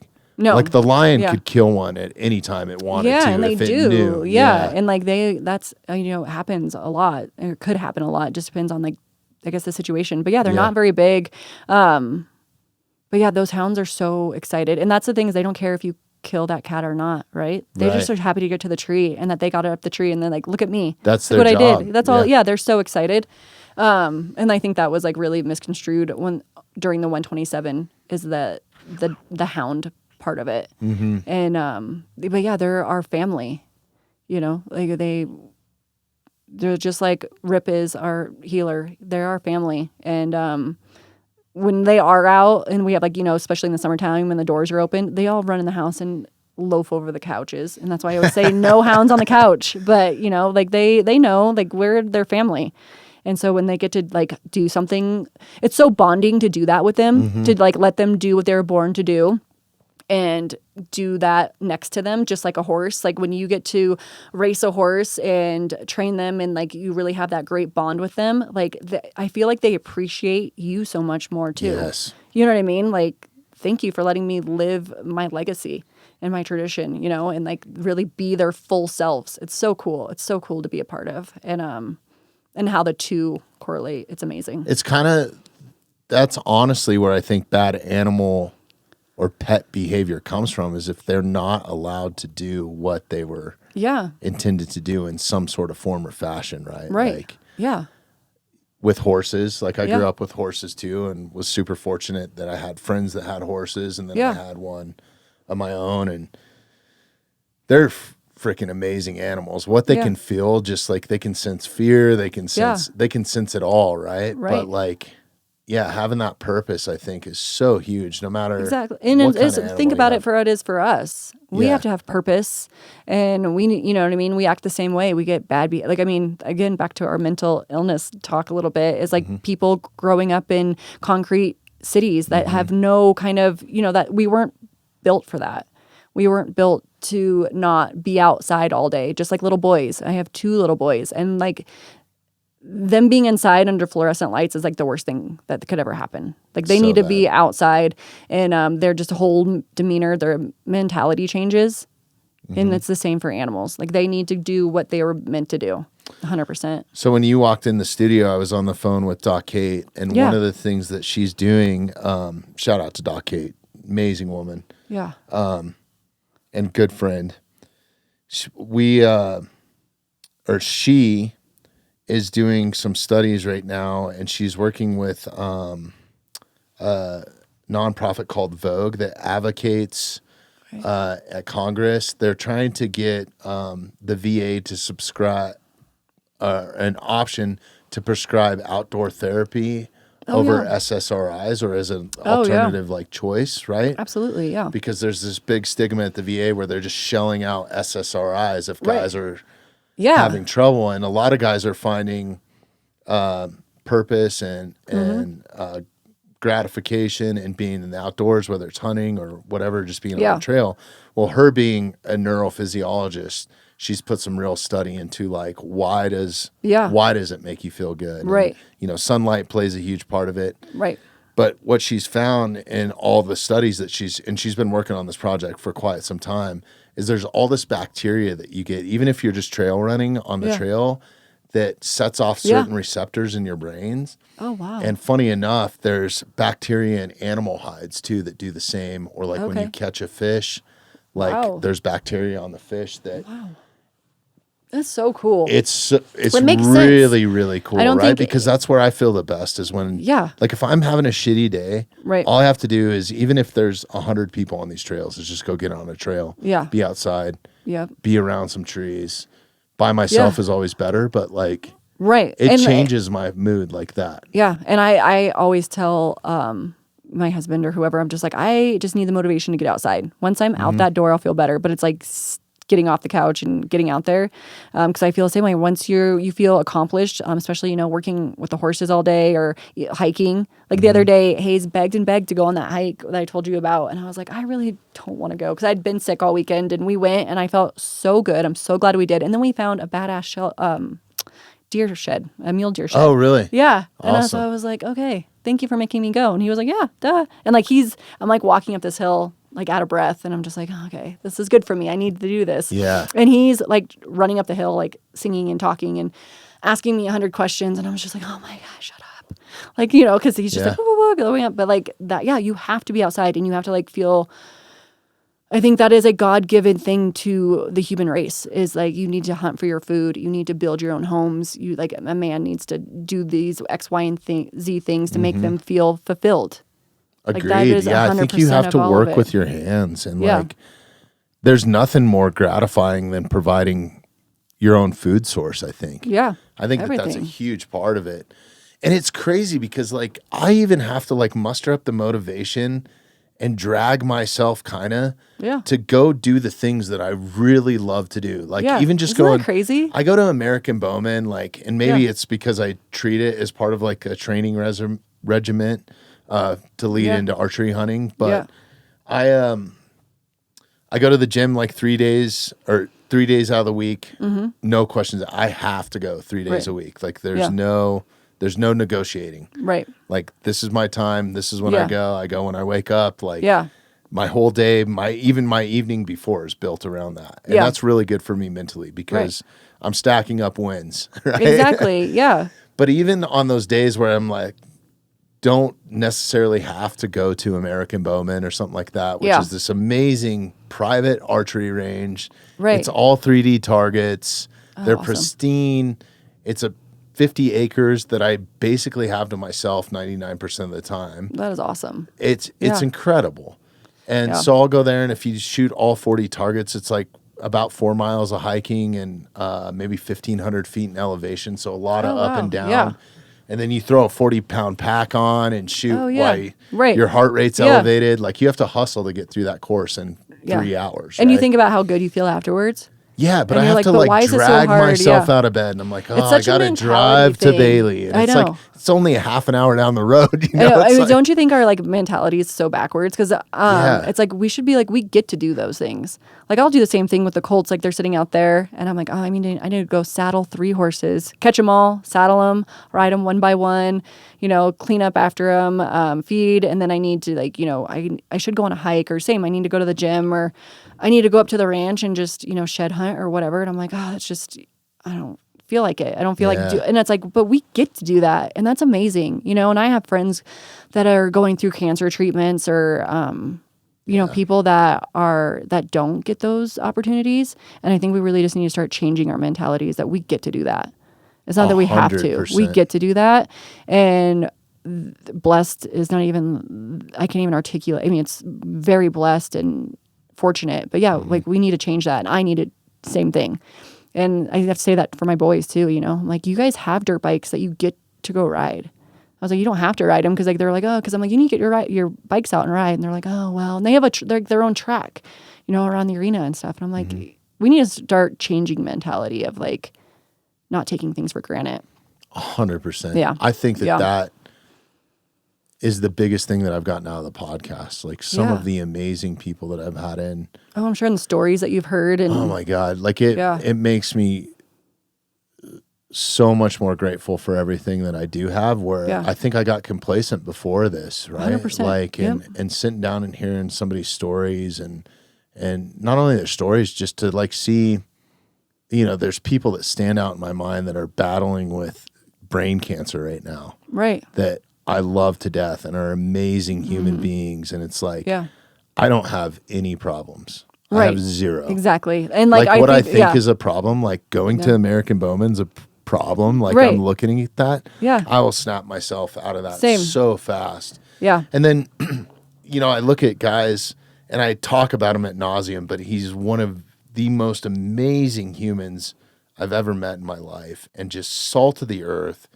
and honored to have him be part of the Mountainside community, because he says no to a shit ton of podcasts, is my buddy Caleb Brewer. double yeah. amputee, Yeah. Wow. badass bow hunter. Puts it in perspective, doesn't it? Physical Yeah. specimen. Like I'm complaining about going to the gym or having an Yeah. injured shoulder. This Right. dude's jumping rope one-footed on prosthetics and like Yeah, and I had the flu this weekend, and I'm like, I can't go feed. I can't do anything, right? And I'm like, you weak little bitch. Like, Yeah. no, like get outside. Because exactly, like you meet amazing people. Yeah. And then, and we both know people going through like health issues. And I think that's like one of my biggest there's so perspective many things is health. Like if you don't have your health, you don't have anything when it comes to like, especially our lifestyle, being outside so much and having to look after animals, not being able to do that changes everything. And so I think that you're right. Like, what are we doing? Like there's people out there with like real struggles. That's a great message for anybody and everybody is just like pull back and be grateful for what you have. I think faith has really recently has been showing me that.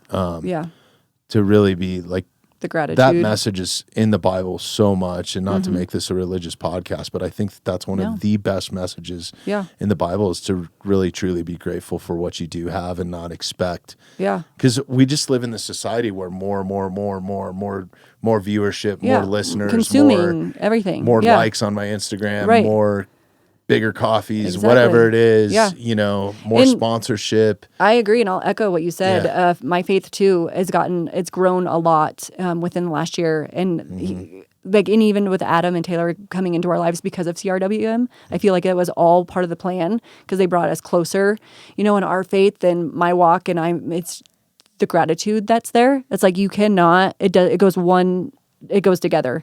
And it's like when you do step back and you look through a different scope of your life and like what you have and like how grateful you have it and that it was like the bigger purpose of why we're here, it's life-changing. I really think so. I mean, the podcast has been divine for me. It was meant for me to have every person that sat in that seat across from me.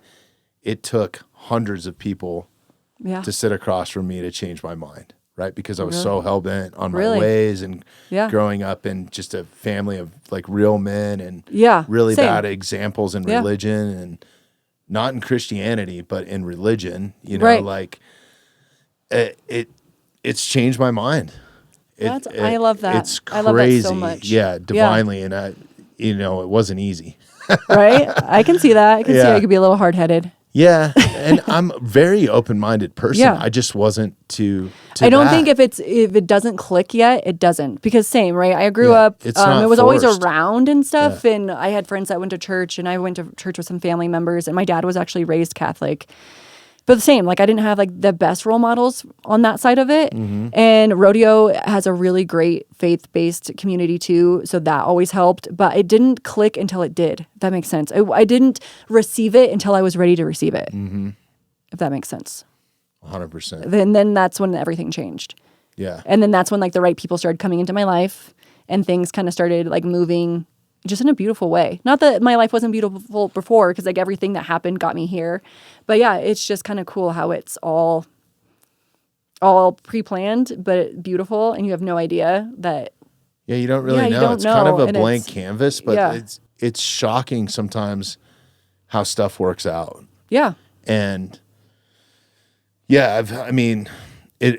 this podcast has really been divine for me, so awesome. like in so many different ways, and humbling, and just this has made me such a better person. Even if I'm just at a restaurant or talking to a cashier at a gas station, I know how to talk to somebody now and not get out of my own way. Kind of have some more humility. Is that the word? I don't know if that's the well, just really listen. Yeah. Well, and you kind of like step back, right? Because you're like, you just feel different. You think differently about people. You're more open-minded, and you're just kind of like have a different scope, I would say, on everything. You're not so I think the biggest thing is like, I don't have to agree with everybody. Right. And they don't have to agree with me for us to be. Right. Have some sort of connection. Right.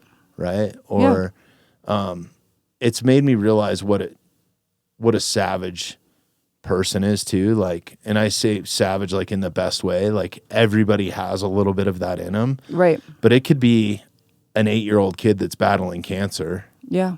Right. For the second time. Oh, that's crazy. Or it could be somebody that's kicking in doors to raid Osama bin Laden's house. You know what I mean? Like there's both sides of it, and they're equally like going through trials and tribulations or whatever, right? Like there's so many different levels to it. Oh, It's yeah. really opened my eyes to that. Like I love that. every person, I don't care, even if you're advocating against wildlife policy, Yeah. right? Or what side of the fence, every person has some sort of savage in them. Maybe they haven't found it yet. Yeah. But they're going to go through some sort of trial in their life. Like everybody's going to be tested. Oh, yeah. And I don't care And if like that's getting hot different coffee. places of your life. You know what I mean? Some are younger than others and some take longer. And sometimes it's perspective. Yeah. Like the worst thing that could have ever happened to you is have hot coffee spilt in your lap. Right. Right? Yeah. Like or maybe I couldn't find a parking spot, like, come on. Like, get real. Those sort of type things, right? Mm-hmm. Like it's all kind of perspective. And if you can keep that in check, that's kind of like the true test, I think. No, I agree. I totally agree. And that my faith and just learning more about it, that has helped me chill for sure. And not everything needs to have an opinion. Like, because I always came from like, I was the savage of like, I was going to tell somebody how I felt or like how it is or like, and now I've kind of stepped back and just been like, I just want to, that's not worth my time. And I have all of these blessings that doesn't matter. But yeah, same like with Cowgirl Magazine I've met so many beautiful souls there that have just opened a whole nother world for me too. And kind of same thing. It's just always, it's insane the amount of people that come into our lives when we kind of open our hearts and are ready for it, I think. Yeah, you have to be open-minded to it. Yeah. And you have to walk through some fire. Like I did even in this podcast, like to personally put myself in the public like limelight. And like everybody says, oh, it must be easy. But it's like, no, I've worked really hard to get to where I'm at. Right. And to put yourself out what there. I want to do and the consistency and just not only that, but the reason why I continue to do it is because of this connection. Like where else, and I say this ad nauseum, are you able to sit down and have a conversation like this in a room where there's no distractions? Right. You're expected to silence your phone. Right.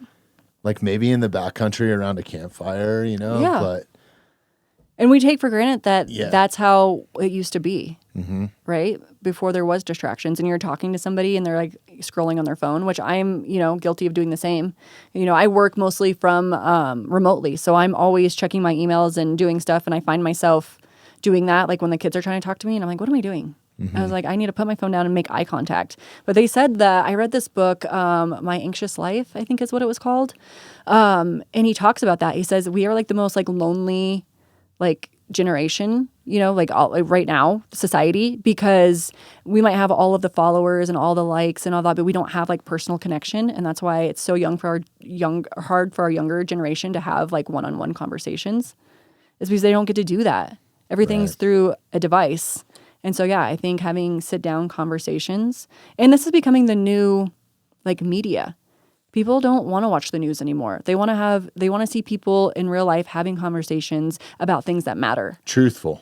Yes. Conversations, right. I think is everybody's looking for the truth. And I feel like that's why so many people are coming into their faith one way or another, especially right now, is because that's like the only one definitive truth.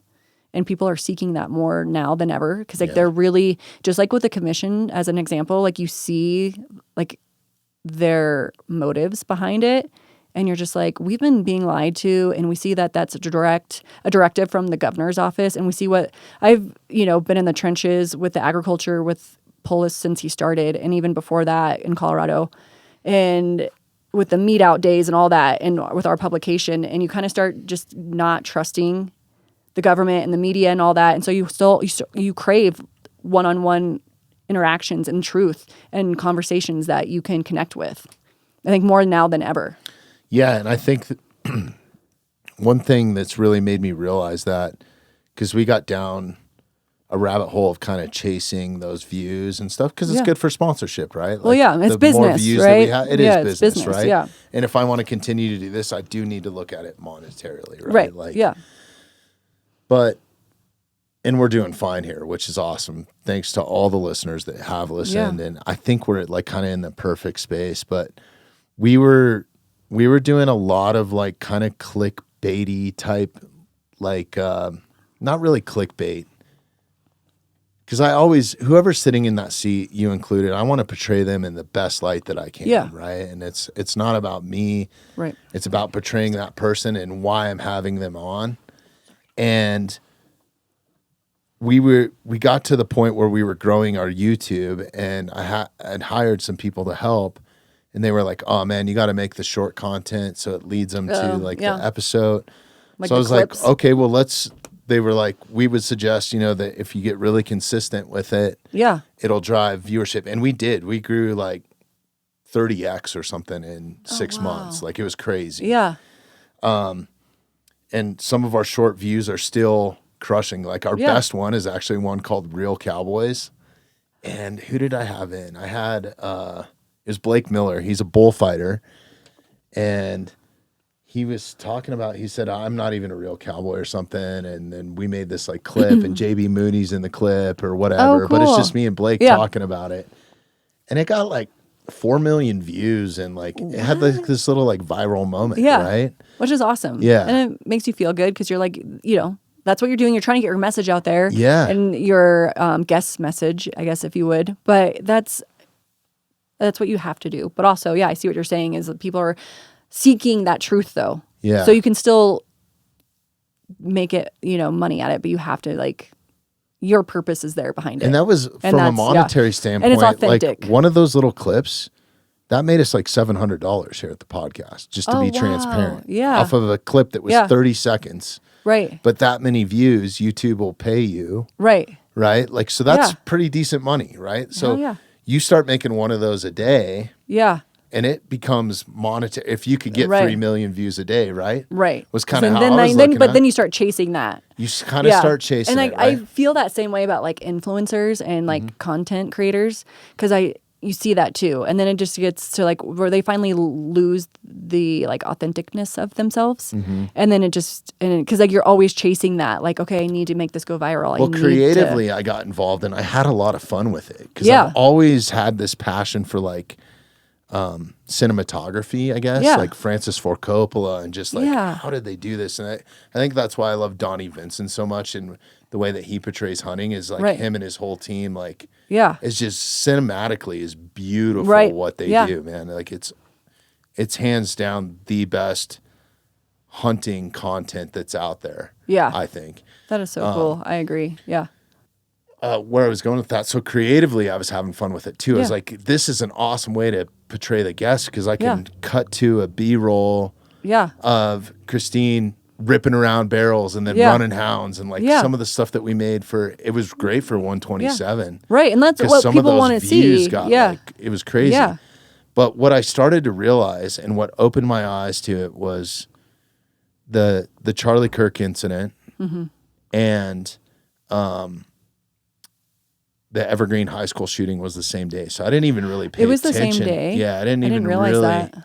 pay attention to the Charlie Kirk thing until like a few weeks later, when I could actually like process. And I was angry. I was like furious. I almost shut this down. I was like, wow. But then I turned around and got off my like sulking thing. And I was like, how do I help the community with the platform? So it made me really pull back and be like, what am I doing to help? Like, these 1 minute clips, that's what we're getting the most controversy out of, and people fighting in our comments, and people belittling people, whether it was our guests or whatever. And maybe it was based on views, but I don't think so. I think a lot of what I found was people were taking, because it's a 1 minute clip and it's so viral, they weren't going and watching the podcast. Right. They were just watching that 1 minute clip. Right. Which then takes away your viewers takes it out from of context too, right? Yeah. And there's so many podcasts that are doing that now. And I was just like, I'm not going to be that. I want to push it back to long form. Right. So we still make those, but we only make 2 is my limit per episode, unless it's like something that, that we need to. But I try to only make 2 of those per episode. We stopped doing the highlights. Like, I want to push everybody back to the long form. Right. And it's to the actual conversation, the actual discussion. Right. Yeah. Like, I hope that people listen to this start to stop, Right. And we see it a lot. The listeners that do listen are listening pretty much start to stop. That's awesome. Or you can see when they turn it off. So maybe it's on their commute and then they'll turn it back on. Like it's crazy, the analytics that we have. That is cool. Nowadays. And I don't ever really look at that because it's not about viewership for me, but yeah, it's so fascinating to me. And I think that that's the real meat it's better for humanity. That's why I'm doing it that way. No, I agree. And you do see a lot of the large podcasts doing that. But I do the same thing on a podcast. Like with my day being so busy and so chopped up, I can only listen to some here or there or whatever I'm doing. So I get that. But I do think that it drives people to take things out of context because then you're taking your listeners away from the long conversation. Yeah. So I agree with that 100%. So I urge other podcasters, like, if you're going to do this, like, try to push, don't get caught up in making a bunch of 1-minute clips for something where the true gold is in the hour and 25 minutes or 2 hours. I'll tell my dad. He says that he's going to start an iPod.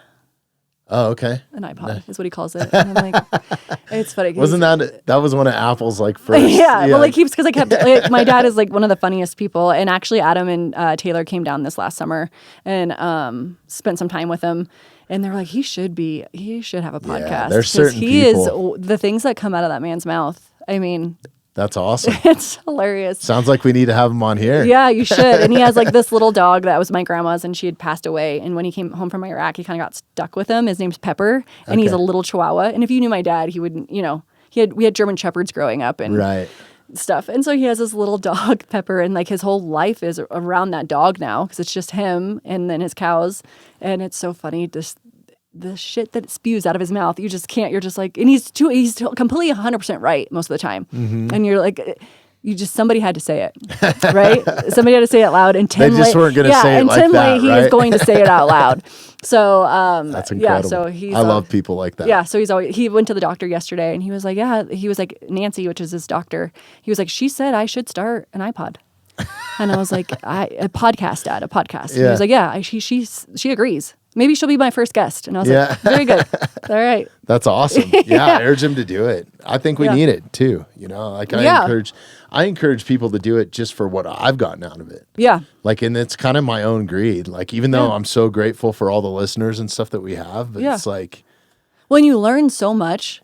Yeah. You learn so much about different sides. And like, me too. Like, I've listened to a few that have opened my eyes about things that I was maybe shut down about, that I didn't hear all of it, or I didn't understand it, or I didn't hear an expert talk about it, right? You just see like the headlines on the news, or like, you don't really look into it. But when you sit there and listen to somebody explain it, or like a story behind it, you're like, oh, okay. Like that. I think it's cool too, because it gives you access to, like, if there's somebody that I really look up to in the film space, or I don't know. I don't look up to many people, but it gives you access to them, right? Yeah. To hear kind of their story and really kind of see. I don't think people can sit there and fake who they are. No, in a 2-hour conversation. I think the truth kind of comes out. You can get a sense whether they're manipulative, right? You can just kind of see what kind of person they are. Yeah, and I think that you're absolutely right. And then that's why I think when the whole presidential election was going on, and that was played pretty smart, like by going on podcasts and really having those conversations, but people could kind of see the difference. Yeah, and because it's not on a debate stage, right? Like those things are ridiculous. Yeah. Like all staged. What you're watching a fight, basically. Right. Right? Yeah, exactly. And it's staged. I think,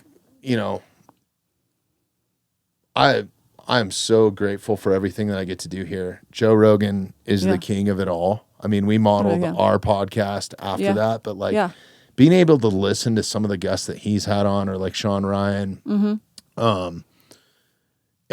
and opening your eyes, like Andrew Huberman's another one, man. Like, I don't know if you follow any of his stuff. His stuff is amazing. Super smart guy. Yeah. I mean, because of the podcast, I've had access to Doc Kate, who is the female version of Huberman. You know what I mean? Like, that's so cool. Yeah. It's so cool. But specifically Rogan, like, to have access to Mel Gibson and figure out why he made the Passion of the Christ movie, or like to hear that story and what he's working on is that's so fascinating. And it makes you feel like you're in the room, or you get a true sense of who this person is. Yeah, and you get to see so many points of views from all of that. And like, and then you as the podcast is you get to take that message to people that maybe wouldn't have found it anywhere else.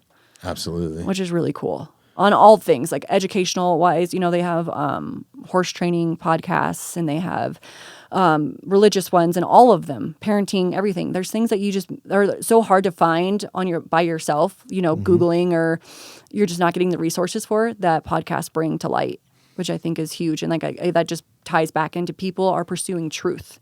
And they're pursuing like something that's authentic and something that's real, because we all feel it. We don't know what it is. I think we all spiritually feel something wrong. And you can feel deceit too, like, or evil. Like there's truly good and evil out there, right? And it's like, that's what I've been saying. We are fighting a full force darkness of evilness. And I think it's here locally in our government, and I think it's bigger than us, and I think that we can all feel it. And I know the Charlie Kirk thing for me was like a huge shift in my spirit. And I was actually at a work meeting, and I remember my boss coming in and being like, "Hey, did you get this and this done?" And I just looked at her and I was like, "I don't give a shit about work right now." I was like, all I'm going to remember about this day is this, and like how I'm feeling and the people that I'm with, and like I have such a great team that I work with, so that made it a lot easier. But I wanted to be home. I wanted to throw my arms around all of my family members' necks. But that was like a huge shift in me. And then that kind of like starting to like... It puts life in perspective. It does. And you start kind of peeling back the onion of just everything above us and like the darkness. And it is evil. We are definitely... It's good versus evil at this point. But the good thing is we do win in the end. Right? We do win. So we do know that. So that's a good thing. And I always have to tell myself to stop being so pessimistic about everything. Because we do win, and light outshines darkness, and it will push it out. And so I always pray that that's what's going to happen. Please shine the light on everything that's dark. Yeah. Here, going with like animal activists to everything that's going on at the commission to, everything all the way up. Please just shine out the dark. 1,000%. And I think also like one of the things that I get joy out of is like truly helping people here, whether they're guests or listeners. And I hope that I'm doing both, right? I hope that like I'm. Well, it's an opportunity to do both, which is awesome. Yeah, it's so rad. And then I'm learning too. So that win-win mentality. Yeah. And I think that there are forms of possession out there, whether it's demonic or not, or dark or evil or whatever you call it. Like I've been possessed by material things that I think are important, or that I got to have this, or I got to have, or vices, whether, is drugs or alcohol, even though I've never had like a serious addiction problem. I've been around it. And, there's certain things that I think people get possessed over. And 100%. I think a lot of times are social issues, and I think I do have some compassion, and I feel sorry for some of those people that are under that possession that don't know. Yeah. Like there's nothing worse than going into a conversation uneducated and trying to make yourself sound educated. So you're basically regurgitating lies because you haven't done your fact checking. Right. And then you're sitting there trying to come up with your own lies or your own speech, but you don't know. And so then it's making it worse. It's like, it's like this form of possession. And because nobody in your circle has that education, right, or a biology degree or whatever it is, like just talking about wildlife policy. And I think we can take so much out of that, right? Like and everybody's situation is different too. And I think like having compassion for both sides lets you open your heart and your mind a little bit to be like, hey, I can kind of see where, and not that I have the answers, but I do have compassion for those people because I feel bad that they're being led down this path of lies because their friends, and really what it is it's your peers and your peer influence, right? Yes. If your friend is anti-American, hunting, anti-gun, anti-policy, all this sort of stuff, and you're spending most of your time with them. Yeah. Well, don't they say, isn't there like there's a saying that you become like the top 5 people that you hang out with. 100%. And that's the same of even like when we were talking about just being unmotivated and negative and not wanting to get out. And a lot of that is like the people that you surround yourself with. Right? If you surround yourself with people who, like the well bonds that you had on here, Cassie, and like my friends at home, and they're all successful and they know so much. Like you want to strive to be at that level. Absolutely. And you want to ask questions. You want to say like, how can I get better? And I want to learn from you. And like a lot of it is like you have to swallow that ego. And I talked to a lot of people during the 127 campaign. And I said that. I was like, I am so sorry that you were lied to. And I had conversations with like my nail lady, everybody. And I was just like, they had no idea. First off, they had no idea what was going on. But then when they did know a little bit about it, or I even had a really good conversation with an anti-hunter and an activist. And we had actually a pretty good conversation. And at the end of it, she said, thank you. She's like, thank you for explaining and actually giving me some facts to like go on with. Absolutely. And it didn't have to be you're so stupid and you don't understand what's going on. You know, it didn't have to be that kind of dialogue. It just had to be like, you know, these are the facts and I'm so sorry that you were lied to. But that's not true. That's just not true. And that's these people, you're right. The people that they hang out with, they don't know either. I think that is the light and the darkness, though, is the truth, right? Right. And I mean, that's why the truth is everything in the Bible, right? Yes. And it really is. And I think anytime that you catch yourself slipping, and be careful what you regurgitate. Just because you heard it on Rogan or on here doesn't mean it's right. Right. That's why I normally have a fact checker sitting there. It's like, because I will say some shit, and then all of a sudden I'm like, wait a minute, I don't know if that's right. Yeah. Like, or the person, you know. Yeah, I texted my friend, this was years and years ago, and I texted my friends and my dad, and I was like, oh my God, Conway Twitty died today. And they were like, my dad goes, again? And I was like, what are you talking about? And I just saw like a flash of a headline remembering Conway Twitty. Okay. And I was like, oh no. And so, I was like, my dad was like, he died again. And then my other friend, Brandon, he was just like, I was going to say, I'm pretty sure that was a while ago, but I rest in peace, man. Well, that's another bad thing about social media. Like Absolutely. I was, to be a good example, I've kind of checked out of it because it was consuming my life because of the 100%. Podcast. Not consuming my life, but I want to be a good example for my kids. And and they're at that age, right? Yeah. And that's hard. And it's hard too because like when I first hopped on Instagram, it was to check on friends. It was to check on my friend circle. Right. And wasn't it cool that you didn't have like the drama of the Facebook where you didn't have like people saying that they had a bad day, and it was just pictures and like kind of seeing like what, you know, like their trips that they take or whatnot. It was kind of like, it was just for that. your buddies. You know? That's what I loved. And right.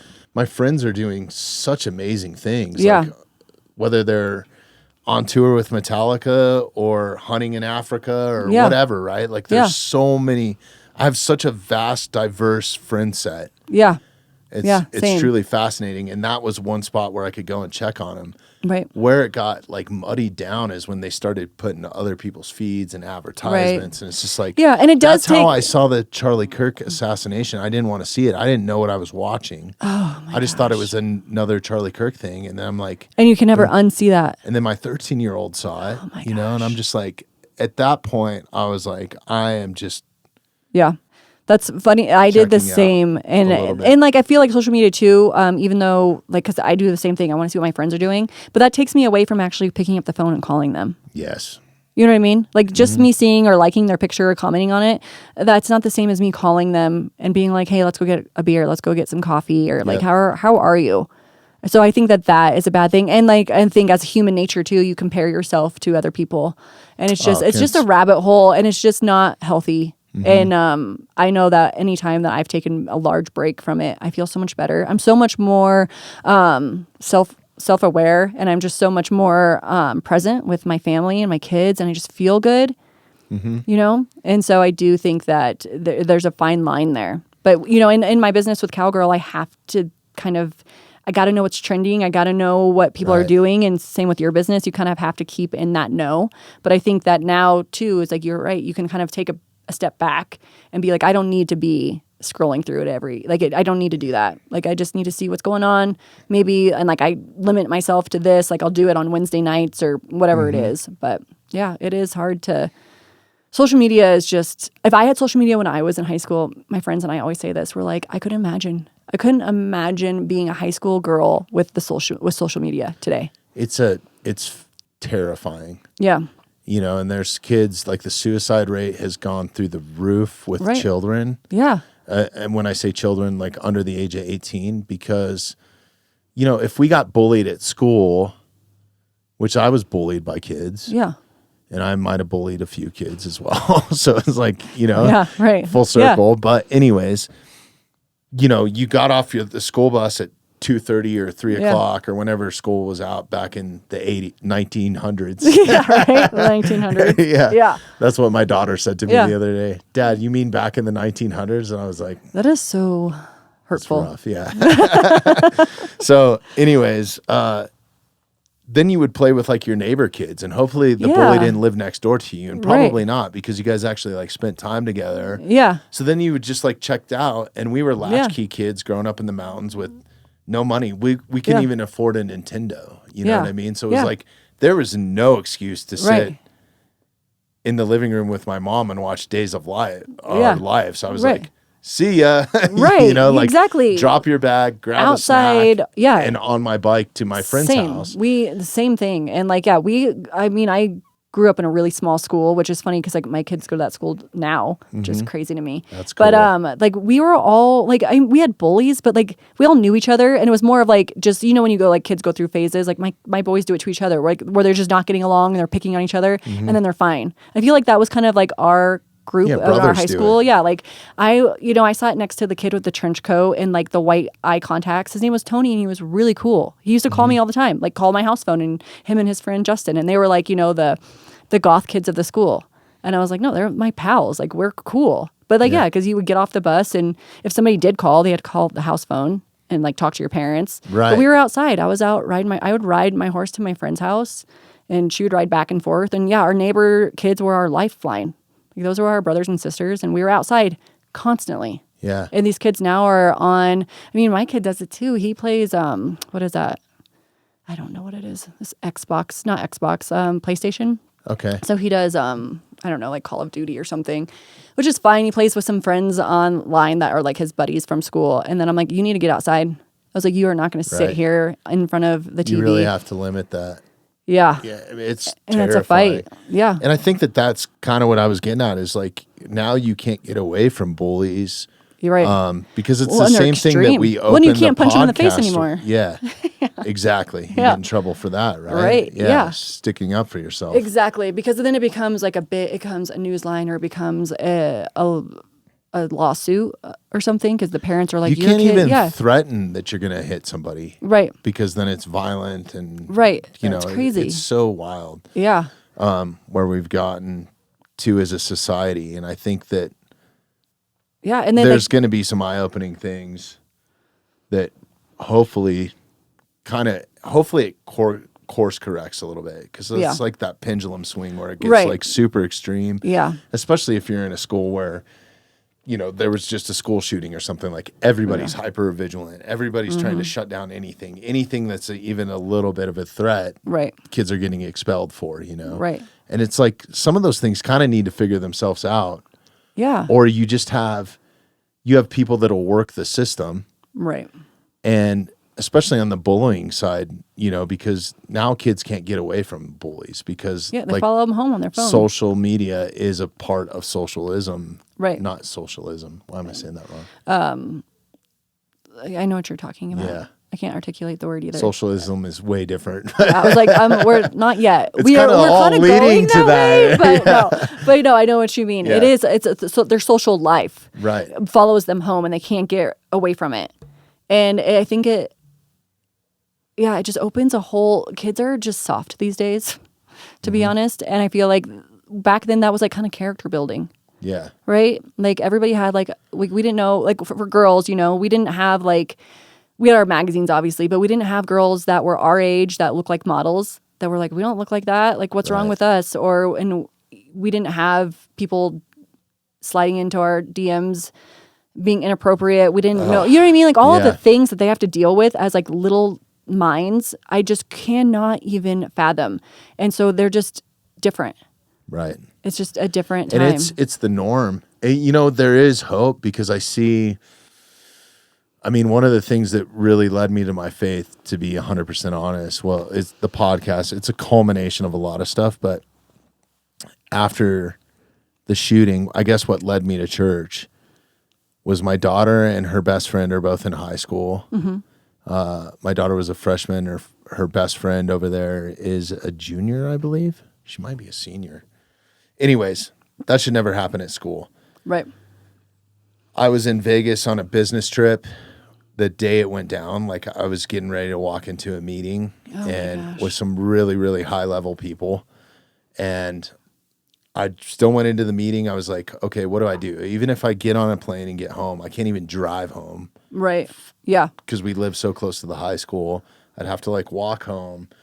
What's the best example that I can set? Like, I just wanted to be there for my kids. And I was like, continue to keep moving forward because this is going to be the hardest thing. Right. You know, and fortunately I had some friends in my ear that have had experience in this. Which is sad. From the podcast, you know, which is crazy. Right. And he was like, yeah, man, like, just, you know, really, really good advice on that side, on the parenting side. Because that's a whole nother thing is like, how do I deal with this as a parent or let my kids know that they're safe? I know. I feel like that changes like, you don't want to everything. lie to them. Right. Right? Like, yeah. Well, yeah. Like, and when something is so big outside of like what we can control as parents is going on, it's so hard to like navigate that and be like, I don't know. I know you're looking to me for answers, but I don't think I have the answers. And I think that I grew up, and a lot of our generation grew up with parents, like they didn't know either, but they didn't show that. Like it was just like authoritarian, you know, like they were just like, just do what I say and just like, don't do that or whatever. And obviously we weren't exposed to what they are now. But I think it's okay now because I tell Hadley all the time, I'm like, I don't know, but we'll figure it out. Right. And I just tell him, I'm like, always just be transparent with me and be honest with me so I can trust you. But like these things, I was like, Instagram and social media and stuff, I was like, that's not real life. Right. Right. That's just the highlight reels of people's lives. That's not the trenches of what people are going through. And I was like, so don't ever, ever compare yourself to what they're doing there to your life. And I was like, and our like real life is so badass.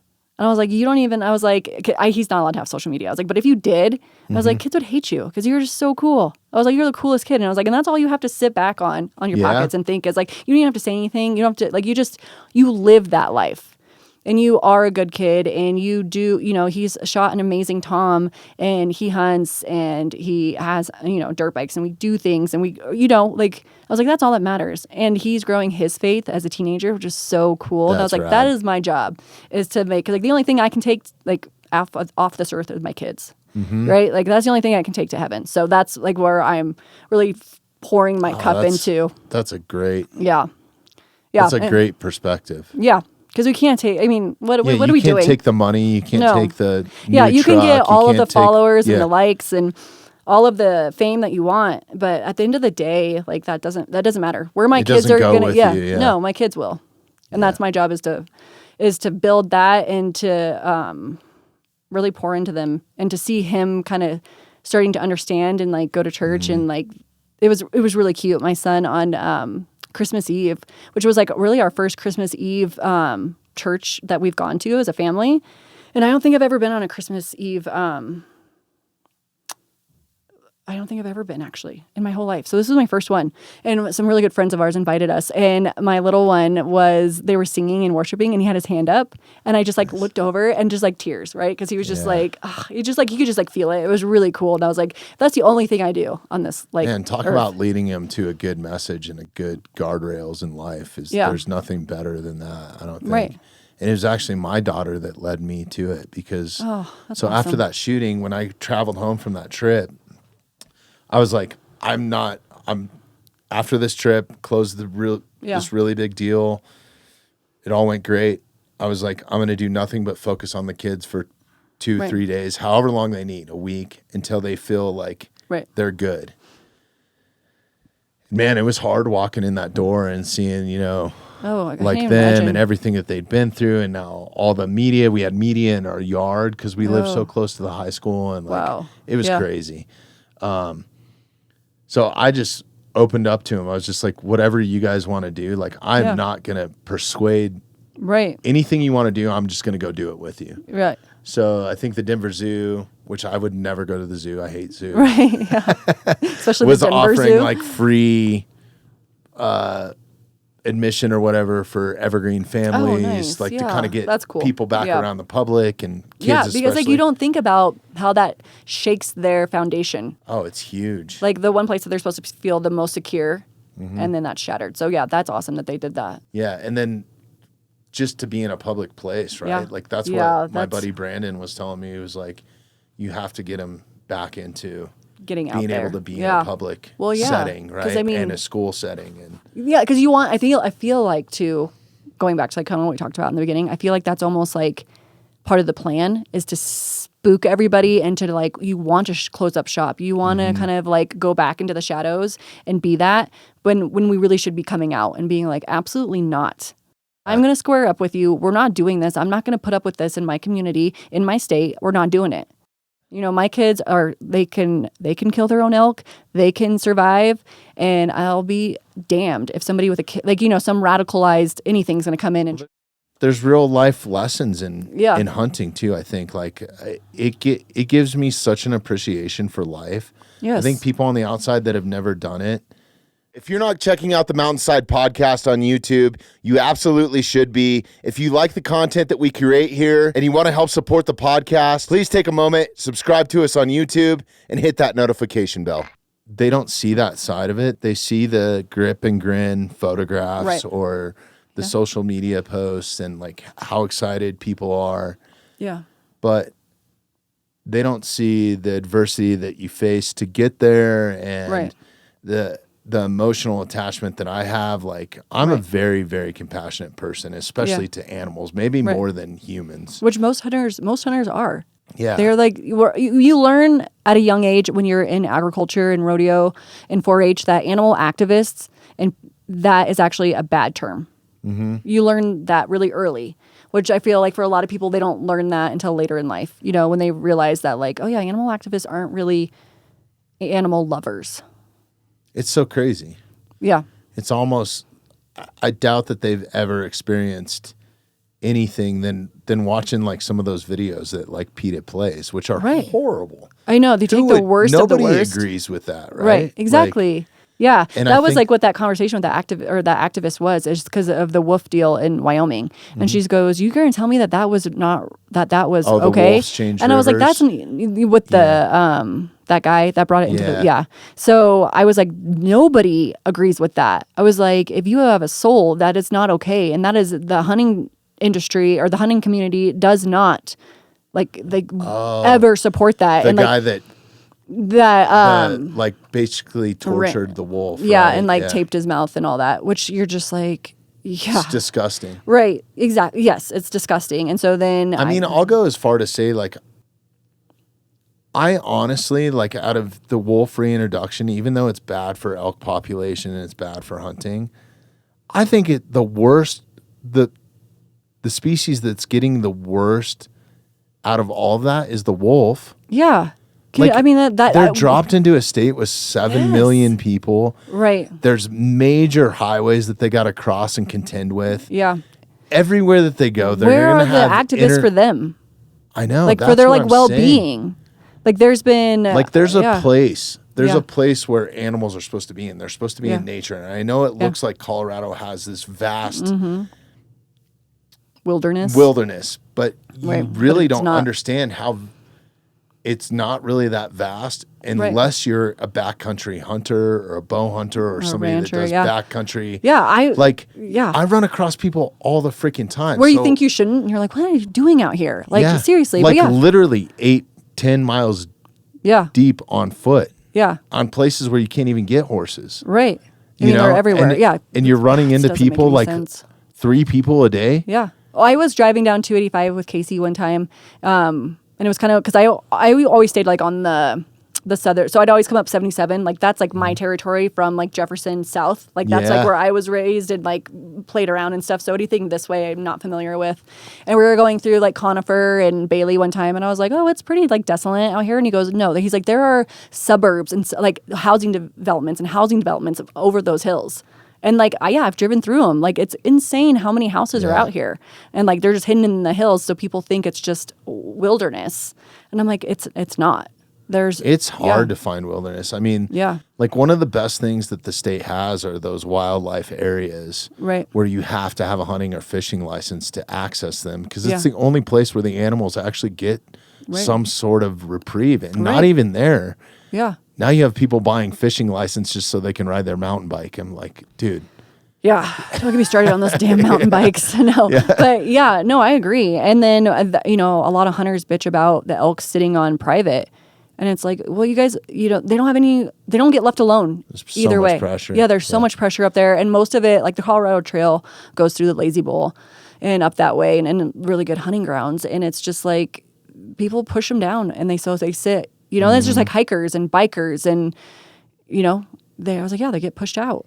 Yeah. So they're not up there. And I guess that's kind of my point with the wolf is like they're being pulled from a place where they have no human interaction. Right. And they're dropped into like... Well, and they don't even know the territory like, you might as well have dropped them in the city of Denver or New York City. Right. Like, what's the difference? Right. And like, I don't understand why it's not where are the activists for the actual wolves?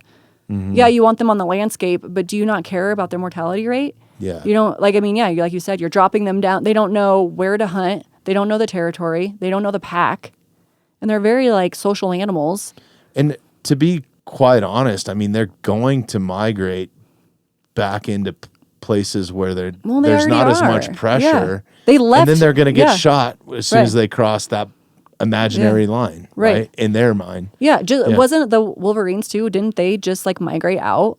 Yeah. Like, they're not here for a reason. It wasn't because they got shot out by hunters. Mm-hmm. And I feel like that is a narrative that these people really believe, is that they were like, oh, they were shot out by hunters, and like that's why they're not here anymore, so let's bring them back. Animals move because of human interaction. Right. Or and the wolves that were here. Or parking lots that are built, or privacy fences. Right. You don't think that privacy fences don't change migration patterns? Exactly. Yeah. No, they're going to go around it as opposed to where they might have just walked right through that area. They're not... Even though an elk can hop a 6-foot fence, it's not going to expend that energy because when it has to run from a real predator. They're not going to do that. And same. Like, I feel like there was wolves here before. Mm-hmm. I mean, being, in ag and being around ranchers at a young age, there was always like, guys saying that the wolves were there, and there was always a few, and it was because they were stuck on those big ranches and they didn't leave, and like that was their territory, and there was always some here. So them saying that there wasn't wolves here when they reintroduced them was a lie. Right. 100% they were here. Yeah. And just the way it goes back to this whole truth thing is like, you guys are not being honest with everybody. And that's the problem, is the public is like consuming all this information that is not true. Right. And then they're going out and they're able to vote on it. And it's kind of nowadays, like to take it back to the social media thing, or in our era, or in this time, it's really who you're listening to, because there's so many options to listen to, right? Not everybody's got a soapbox. Right. So it's like you can literally get any sort of information that you want to find for your own affirmation. Right. Yeah, you can find any truth that you want to find. Yeah. Right. And so, but I think it's whether it's truth or not. Right. Yeah. And that's what I tell Hadley, to my son, as I tell him, I'm like, hey, it's your responsibility to fact check and to find out the truth. Even if it's so-and-so said this about so-and-so. I'm like, well, did you ask them? Right. And he's like, no. And like we do it too. Like I do. I'm like, well, I heard this. I'm like, well, did you talk to them? Did they say that? And it's just starting to be like, why don't we start doing face-to-face conversations and just, truth. Yeah. You need to go. It is my responsibility to find out the facts. Like, I want to know as much scientific information about, the North American model that I can. I want to know why this worked. I want to look at these articles, which takes me back. I told Hadley, I was like, we need to get encyclopedias in the house. Yes. I was like, we need to stop going to Google and stop going to our phones, and we need to start reading. And I was like, if you don't know how to spell a word or you don't know what it means, I was like, we have a lot of dictionaries in the house. I was like, go look it up. But that's what we need to do. And for myself, and there's too. so many people that are putting their trust in the AI platform, too. But it's like, that's who's a scary to deal. say that that's not being manipulated by people? Right? Like, that's what you got to be careful with. Like, you have to have an open mind to think. I can't even talk. You have to have an open mind to be able to think on your own and kind of make some of your own decisions. Right. And I think that's part of human nature, right? Right. Like, and that's kind of what we're instilling, curious. Right? Yeah. We have to instill that into our younger generation, into our kids, is that you need to be aware and you need to go find the truth. And like you said, it's like, and for hunting too, like you need to rely on yourself. This is really like you are completely capable and nobody's going to come save you. And I think that we're all learning that more and more as we learn more truth about not, the government, everything. I was like, and that's why our natural resources are so important because they were put here for us to survive and to only rely on ourselves and our village and our community. Absolutely. Right. And so I feel like we need to get back. We need to get back to the basics in society, and we need to have conversations, and we need to go to church, and we need to raise our kids outside. Absolutely. I think. Yeah. Amen. Yeah. Yeah.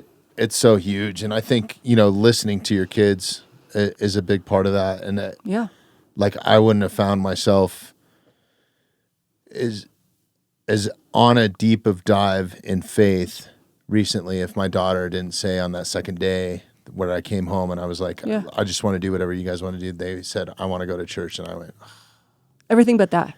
And I went and it felt like the pastor was talking to me. Even though my faith was strong, I didn't believe in religion. I was Christian, but I didn't believe in the religion side of it, like going to a church, especially a big box church. Right. And man, it's been a game changer. And Hasn't it? I'm so glad that, she said that. And I think that there is some light. I think there's some popularity with my daughter, and her friends are super athletic in what they do in ballet and are really career driven towards that. And there's a point where some of these kids are going back to even like flip phones. Like they see the writing on the wall, and us talking about it openly on podcasts, I think helps put it in perspective. And maybe whoever they're influenced by thinks that, hey, social media is not the coolest thing since sliced bread. So they're not really on social media. Like my daughter's not at all. Yeah, no, I mean, right now occasionally he's not. YouTube or something like that. Yes, right? And like YouTube is a thing, right? That's a whole nother thing, but but like it's funny because I will sneak over and like look over his shoulder often, and he's usually like watching like how to like build guns or RC cars or something like lion hunts, and I'm YouTube like okay, University. Right, and I was like, all right. And there was things too that he knows. It's so funny because like I will like be doing something and goes, that's not how you do that. And I'm like, well, how do you know how to do that? You have no idea. And he was like, I learned on YouTube. Let me show you. And I'm like, damn. All right. It's awesome. Okay. I mean, honestly, like if I need to fix one of the newer cars, because I'm the last guy that wants to drive my car to the mechanic, I'm like, no. YouTube it. I have two hands. Like this is how I was raised. Casey learned how to do taxidermy via YouTube, and now he does like our taxidermy, and he's artistically talented anyway. Right. But then he just did it, and like I'm like, he was like, yeah, I just YouTubed it, and I'm like, yep. That's super rad. So he's done like he did some of his African animals, and then he just did my Impala, or my gazelle, sorry, a couple like weeks ago. And I'm just like, hi. He was like, yeah, just YouTube. And he even tans his own hides. That's awesome. Yeah, so but YouTube, like but there are some things too that, you can go down dark holes everywhere, but sure. I think you have to be self-governing in that because like to bring it back, you can find whatever information you want. Right. Whether it's the evilest of evil. Right. Right. I mean, there's even things on the dark web that in the security side of stuff that we work on. And I mean, for a long time, Hayes was he was like asking YouTube to show him plane crashes just because we had gone on a plane and he got obsessed with like planes. But then that kind of like morphed into like plane crashes because he like saw like one. It's terrifying. You know what I mean? Yeah. And then I was like, why are you watching that? And so now it's funny because we have some trips planned and he's like, I think we should just drive. And I was like, yeah, for sure. After watching that, right. Like I agree. Like, what are you watching? Yeah. And I was like, why would you want to watch that? But so they can go down anything you want to find, you can. And that's what's scary about the internet. But the kids younger generations, they say they are going to church. And like, I think that's huge. But to see the kids, and I don't want to ever like force it on them. I just want to give them the vehicle. Like I want to be like, let's go.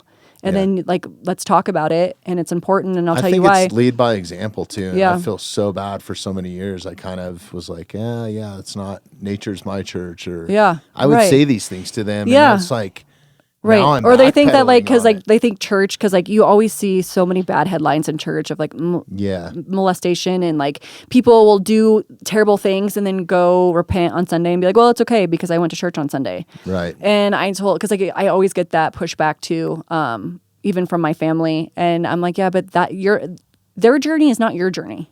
Right. So don't worry about what other people are doing. If it's something like, it's about you. But I was the same way, and I just posted this thing. It was really cool. It just said that to obey Jesus, or to know that God exists and Jesus exists, is one thing, because even the devil does that. But to obey him and follow him is a totally different thing. And I was like, that's so true, because I've always been like, I truly obey. Yeah, Him. Like really, like I still sin, daily, and a lot of times it's like I catch myself using the Lord's name in vain, and right. That's a all hard these one. like I don't know why, but it's like it naturally flows out of my mouth, right. like I mean, we're never gonna be, that's always gonna be a thing, and it's hard to not be hard on yourself, but also to like, I always just say, please just meet me where I am with your grace. Like if you can meet me here, and that helps me too, to be like, I need to meet other people in their grace too. Like I need to extend that.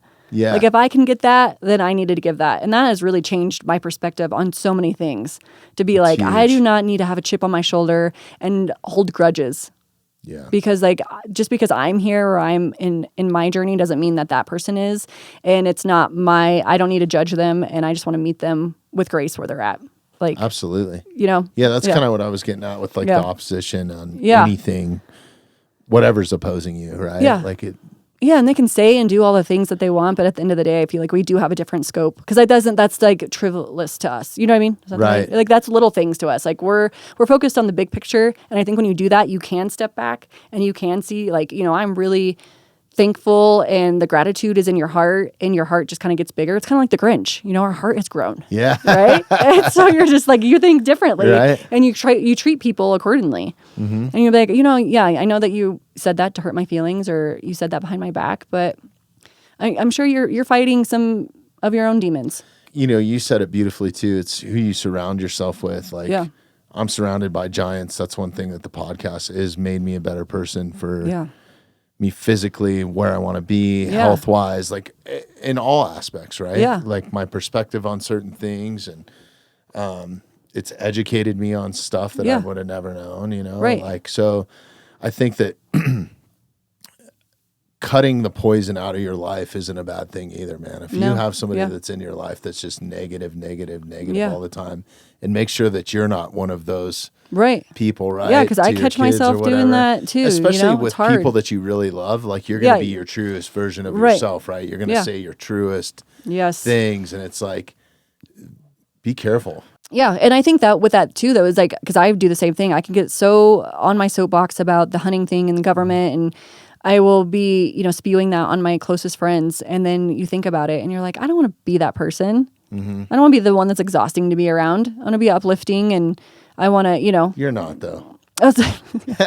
Call a couple of them. No, no, but you'll just like step back and be like, oh no, like and I have such great people in my life to be like, you know what, let's go out and let's go hunting. Let's go to church. Yeah. How did you start hunting? So my dad hunted. Okay. Right. And my mom did too growing up. So they were meat hunters. And then when I went down to college, that's how I kind of got introduced into seeing hounds work, is because they do a lot of pig hunting with hounds, with dogs. And so I kind of remember seeing that, and I was like, that's really cool. But I didn't really step into lion hunting until I got with Casey when I moved back. But yeah, so I always, my parents went on their vacation from us kids growing up was their 1 week elk hunt. Really? Yeah. That's and awesome. so like since we were little, and then I antelope hunted with my dad. That was like probably my first hunting experience was with him. And it was the greatest. And it was really cool because, it was back in like the early 90s. The 1900s? Yeah, the 1900s, I mean. Back in before there was electricity and running water. And it was funny because like where we were hunting was like now is a complete like little city. It's Falcon, Colorado, and there's I know Falcon. Yeah, so there's like a King Super, like that Safeway and stuff. Like that we're just driving pickups through there. It was all cattle land, and that's really sad to see. Some of the best cattle grazing land that this nation has is just built on top of. And it's so sad. It's like my son says it all the time. He's just like, just imagine how beautiful Colorado Springs was. I mean, it's still like, it takes your breath away, but like, it's amazing. Yeah. But That he was like, could valley? you imagine before? And I'm like, I know. And if you have a 13-year-old tell you that, you're like, dang, yeah. I was like, yeah. But yeah, so we used to hunt that property. And I hunted with my dad. And then when Casey and I, because like I said, I had babies and was trying to get back into the horses and stuff. And so then Casey and I just hit the ground running. He was already, taking people hunting and doing his own thing. And yeah, we just, I was like, we're going, and we're all going. And then Hadley came up and he was hunting, and now Hayes is just chomping at the bit to go hunting. And he shoots. I mean, he's a better, shot than I am. Like, I mean, he can just not miss a target. That's awesome. Yeah. He's really, it's just really cool to see them just like natural. They're like, it's almost like they're just natural for them. Mm-hmm. They want to be outside. They want to, be stewards of the land naturally. They want to be stewards of the animals naturally. Like, I know when Hadley was little, and if there was ever an animal he would always say, just don't wound it. Like, we want to make sure, like, he's like, make sure we shoot it one shot. It was just kind of, it's cool that was just always like their mentality. And it still is, just like ethics. like you have to put that into them. Mm-hmm. So yeah, so that's how that kind of got rolling. But yeah, my dad always just hunted for me. And so, and like my mom and dad would take horses when they would go. And actually they took the horse that I went to college on. And so, cause he was just a young colt. And so it was kind of cool. He was a hunting horse before he became a barrel horse. Yeah. Best of both worlds, man. Jeez, yeah, I mean, it definitely awesome. made him broke, right? Yeah. Like, he would be sitting on the side of the mountain with my dad. And yeah, because my dad said, like, funny story, he was just like, yeah, we had been hunting all day and I was just tired. So he's like, I got off and sat on the side of like Rhyolite Pass, which is down south. And he was like, it was pretty steep. And I just sat down, like looking over the valley. And he was like, it was beautiful. And he was like, I looked over and he was like, that horse just kind of like sat on his haunches. I was Really? like, yeah. He was like, man, I'm tired too. And just like kind of sat back on his haunches. And my dad's like, I've never seen anything like it. But it's like a funny story that we have I about love that horses horse. that have like dog mannerisms. Yeah, he was definitely one of them. He was really special to me. He just passed a couple years ago. So both my kids got to meet him, which was pretty cool because I got him when I was 6. Like he was a yearling. That's hard. Yeah. Yeah, but he got to be there with all of my life stages. So that was really cool. That is cool. Yeah. So that's how. Well, we are coming up on time here. Yeah. Well, thank I feel you like again. We could have gone 4 For sure. hours. We've been at this almost 2.5 hours now, which is crazy. That It's is a time crazy. machine in here. Yeah. Just goes to remind gotta you come how back. special it is. Well, I'll come back. And how special, like, conversations are. People need to start having them face to face. I think if you're getting that out of a podcast, that's okay too. Like, Yeah. I think that's all right. If that's your form of, maybe you live in a Socializing. small town Yeah. and there's nothing but shitbirds around you or bad people. 100%. I think you can find that in the podcast. Find some people that are a positive light in your life. Yeah. And, Yeah, and I did that with the whole religion thing too. Is I went through podcasts to kind of start looking for answers, and there were some that I would listen to a couple times and be like, "Oh, this is a good one," and then I'd listen to it a few more times, and I was like, "I don't like that." You know what I mean? done it with and you have to church. do it. Oh yeah, I'm right? actually attending a church that's filmed in Jacksonville, Florida, of all places. Oh really? Just because I had a really hard time with pastors and big box like type church mentality of like, send us your money, send us, it's like, what are we really doing here? And man, I've found one. And, if anybody's looking for a man's church, and it's a family deal too, Pastor Joby Martin. Oh, awesome. And I have some friends that have like, vouched for him that know him personally. So do you just like watch it on Sundays, or do it's they so have awesome. Yeah, he does. It's the Church of 1122, and they do live streams. They have their own podcast. He's been on some of my friends' podcasts. Yeah. They're doing like a men's retreat thing here in Denver, where he's coming to Denver. Are you gonna get him on the podcast? I don't know. I'd like to. Yeah, that'd be cool. I'm on the fence because like some things that I hold like really personal, I don't really share on here. Yeah. Like I was apprehensive to drop it, but then I was like, why wouldn't I? I'm finding, this is where I'm finding out. I'm actually connecting with this person or him as a pastor. And I think the reason why is there's like no nonsense kind of in it. It's just like directly from the Bible. He's a man's man. Like he hunts, he fishes, he understands like this whole toxic masculinity thing drives me nuts. I think it's really ruining. It's damaging our young men. Yeah, I think to the point where we've seen since that's been implemented that suicide rates have gone up. Yeah. Like I do a lot on the advocating on the side of suicide prevention. Yeah. Just as a whole, we try to do one episode a year. We just did one recently. That's great. And I think, it's the leading cause of death in the U.S. and it's easy the to biggest do. one for farmers and ranchers. Yes. And especially right now, that might be something, I should probably get more vocal about, and especially with my agriculture paper. But that is one of the leading causes for farmers and Is it ranchers. really? Yes. I think it is for everybody. Yeah. You look at military, youth, adult, nationally, world. Right. And where does they have to have, that's why it is so important that they have to have a really solid foundation. And where does that start? Starts at home when they're young. And so I think, in faith, too, that's why, exactly. Taking them out there and knowing. I remember, this is crazy and kind of a little personal, but I remember my dad, sitting my brother and I down at a really young age and telling us, that suicide was, how bad it was. And I think maybe because he had a friend or something, I'm not really sure. I was really young. But he was like, you won't go to heaven if that, I just remember, this crazy conversation and not obviously being able to wrap my little brain around it at that time. But yeah, I remember him talking to me about it. But we need to be having tougher minded children. I think a lot of that comes, but I lose at least one friend a year, close acquaintances. That is crazy. A year. I have since, God, I think I was 18 on. It's crazy. insane. Yeah. I mean, I have a very big friend set too. Yeah. Consider a lot of people my friends that maybe I don't keep up with daily or something like that. But even in my close friend circle and family, it's crazy. So I try.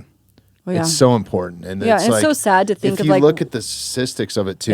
Sorry, I don't mean to interrupt you there, but if you are having those thoughts, there's some really great programs. Right. One is Pause to Protect, who Jacqueline Clark set up nationally, and you can turn your firearms into a gun store, and they'll keep them safe for you, and then you can get them back at any point. You do have to go through a background check to get them back, which I think is not a bad thing. Right. But they are your firearms. They're not going to turn around and sell them. Right. But it's called Pause to Protect. So it's eliminate, if you're having suicidal thoughts, get those out of the house because you might not be able to control it. And most suicide decisions are made within, I think it's 10 minutes of them taking their lives. Really? And all the statistics and that sort of thing. And then if you are having trouble, amazing organization. I called the hotline the other day before we recorded the podcast, maybe a couple months ago. Dial 988. You'll be patched through to somebody in 10 minutes.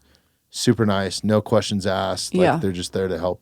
Right. Yeah. And there's a stigma, especially in the military and the farming and ranching communities, is that you're a weaker person, especially for men. I think it's a really hard thing to open up about. Yeah. You're kind of raised to be stoic and to kind of bottle in all of those things. But and to be a provider. Right. But look at the world today. Yeah. I mean, to shoulder everything that's going on in the world on top of just being a human and how hard that can be sometimes. I can't even imagine. And so I think that is huge. And I thank you for doing that for this community and, gosh, thank you. That's really important. No, it's important. I try to do.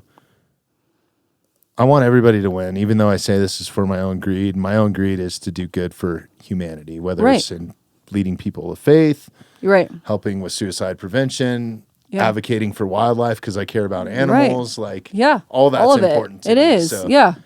And that's, that's what we need to do. That was, back before everything, right? That's why we had villages. That's why it was, people Tribes. could have kids. Yeah, really it is. And that's what it comes back to is the people that you're around and that they help you because you are not meant to go through life alone. Yeah. And helping you isn't getting a business deal or getting you a free going to hunt. ladies' night and picking up girls with you or whatever it is, right? That should include your family. And them caring about you as a person, more than just having fun. Yeah, calling you when it's not a fun, right? Just calling you to see, hey, how's it going? Do you need help moving a couch?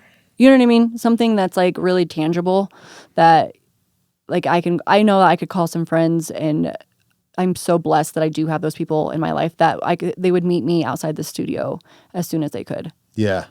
And that's huge. And that just goes back to what we're saying. You need important. Yeah. And I feel like when you start growing in your faith and really having that perspective and getting really good people around you, I feel like the dead weight kind of just falls off on its own. Yeah. I really do. I've noticed that in my own life. Like you're just all yeah, of a it sudden, does because you're not on the same trajectory or wavelength. And like I've had it happen here with the podcast where I've had, certain friends or whatever that just don't agree with everything that I say. And I've been really open and honest on here. And it's like, well, I guess if you feel that way, I still care about you. You know, like that doesn't matter to me, but like, but yeah, I think that being genuine and honest is the only way to roll. Because it'll naturally, that cycle will kind of balance itself out. Yeah, and we've all been there where we were, I have a lot of times in my life where I'm not proud of. We all do. And then, but I appreciate it more. And I appreciate people more that might not be there yet. Because you see yourself a little bit in them and you're like, man, just keep fighting. You're going to get there. But like for the faith part of it, it had to click for me on my own. No matter how many people preach to me or how much I like try to push it on myself, like, oh yeah, I believe, I'm a believer. Like it really had to click with me, and I really had to just start opening my Bible and reading it. Yeah. And that's when it clicked for me, and like everything really changed. And I just got so grateful. That's exactly my story too. Yeah. I think that's everybody's journey is like, you have to find that yourself. You it's nobody can do it for you. Be forced. Yeah. A podcast can't do it for you. Open your mind to listen a little bit. Exactly. If you're curious. Yeah. It's not for just because you're curious, I don't think. Right, exactly. Yeah, it's a hard thing to like bigger. Explain. Yeah, you have to do it.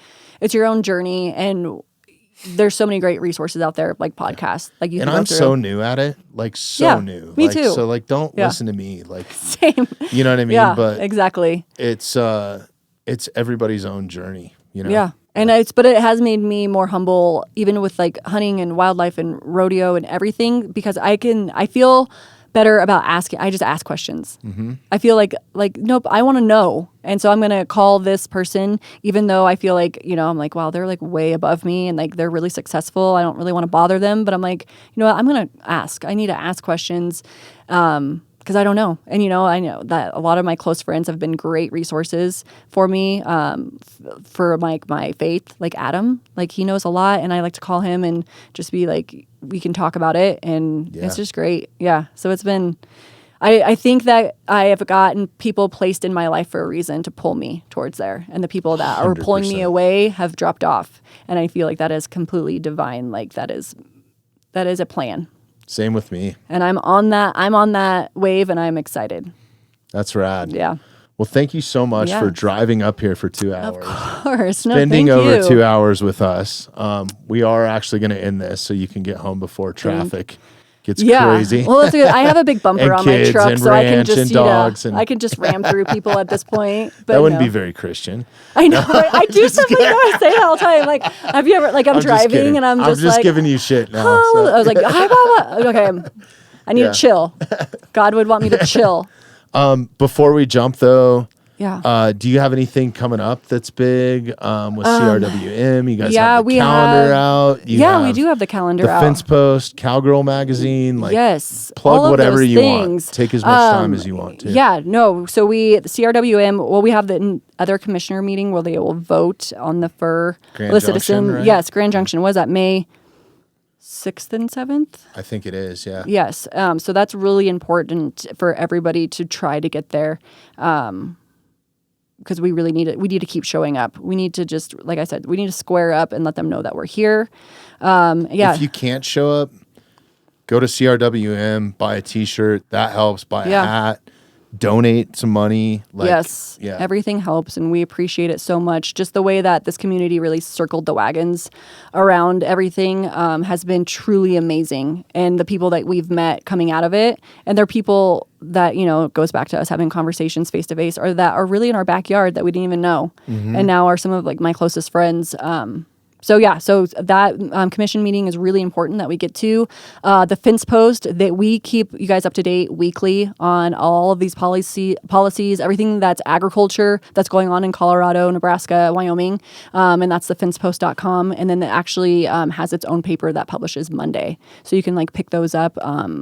There's some single copy locations in northern Colorado, your feed stores, places like that, or you can subscribe online. And then Cowgirl Magazine kind of speaks for itself. It's such a badass magazine, really empowering women in the Western industry, and always have fun things going in there. You know, latest like cowgirl fashion. So those girls who did get their bedazzled hats, you can go there and get some bedazzled boots.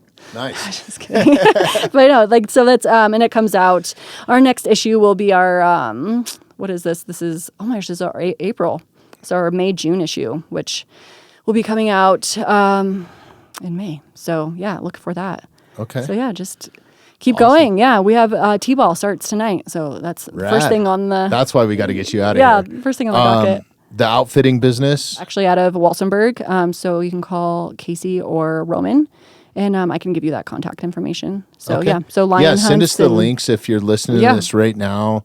If you open the show notes, we'll have links to Cowgirl Magazine, Fence Post, CRWM, Out West. But I'll give Roman and Casey's information on there so you can contact them directly. And, come hunt with us. Awesome. It'll be fun.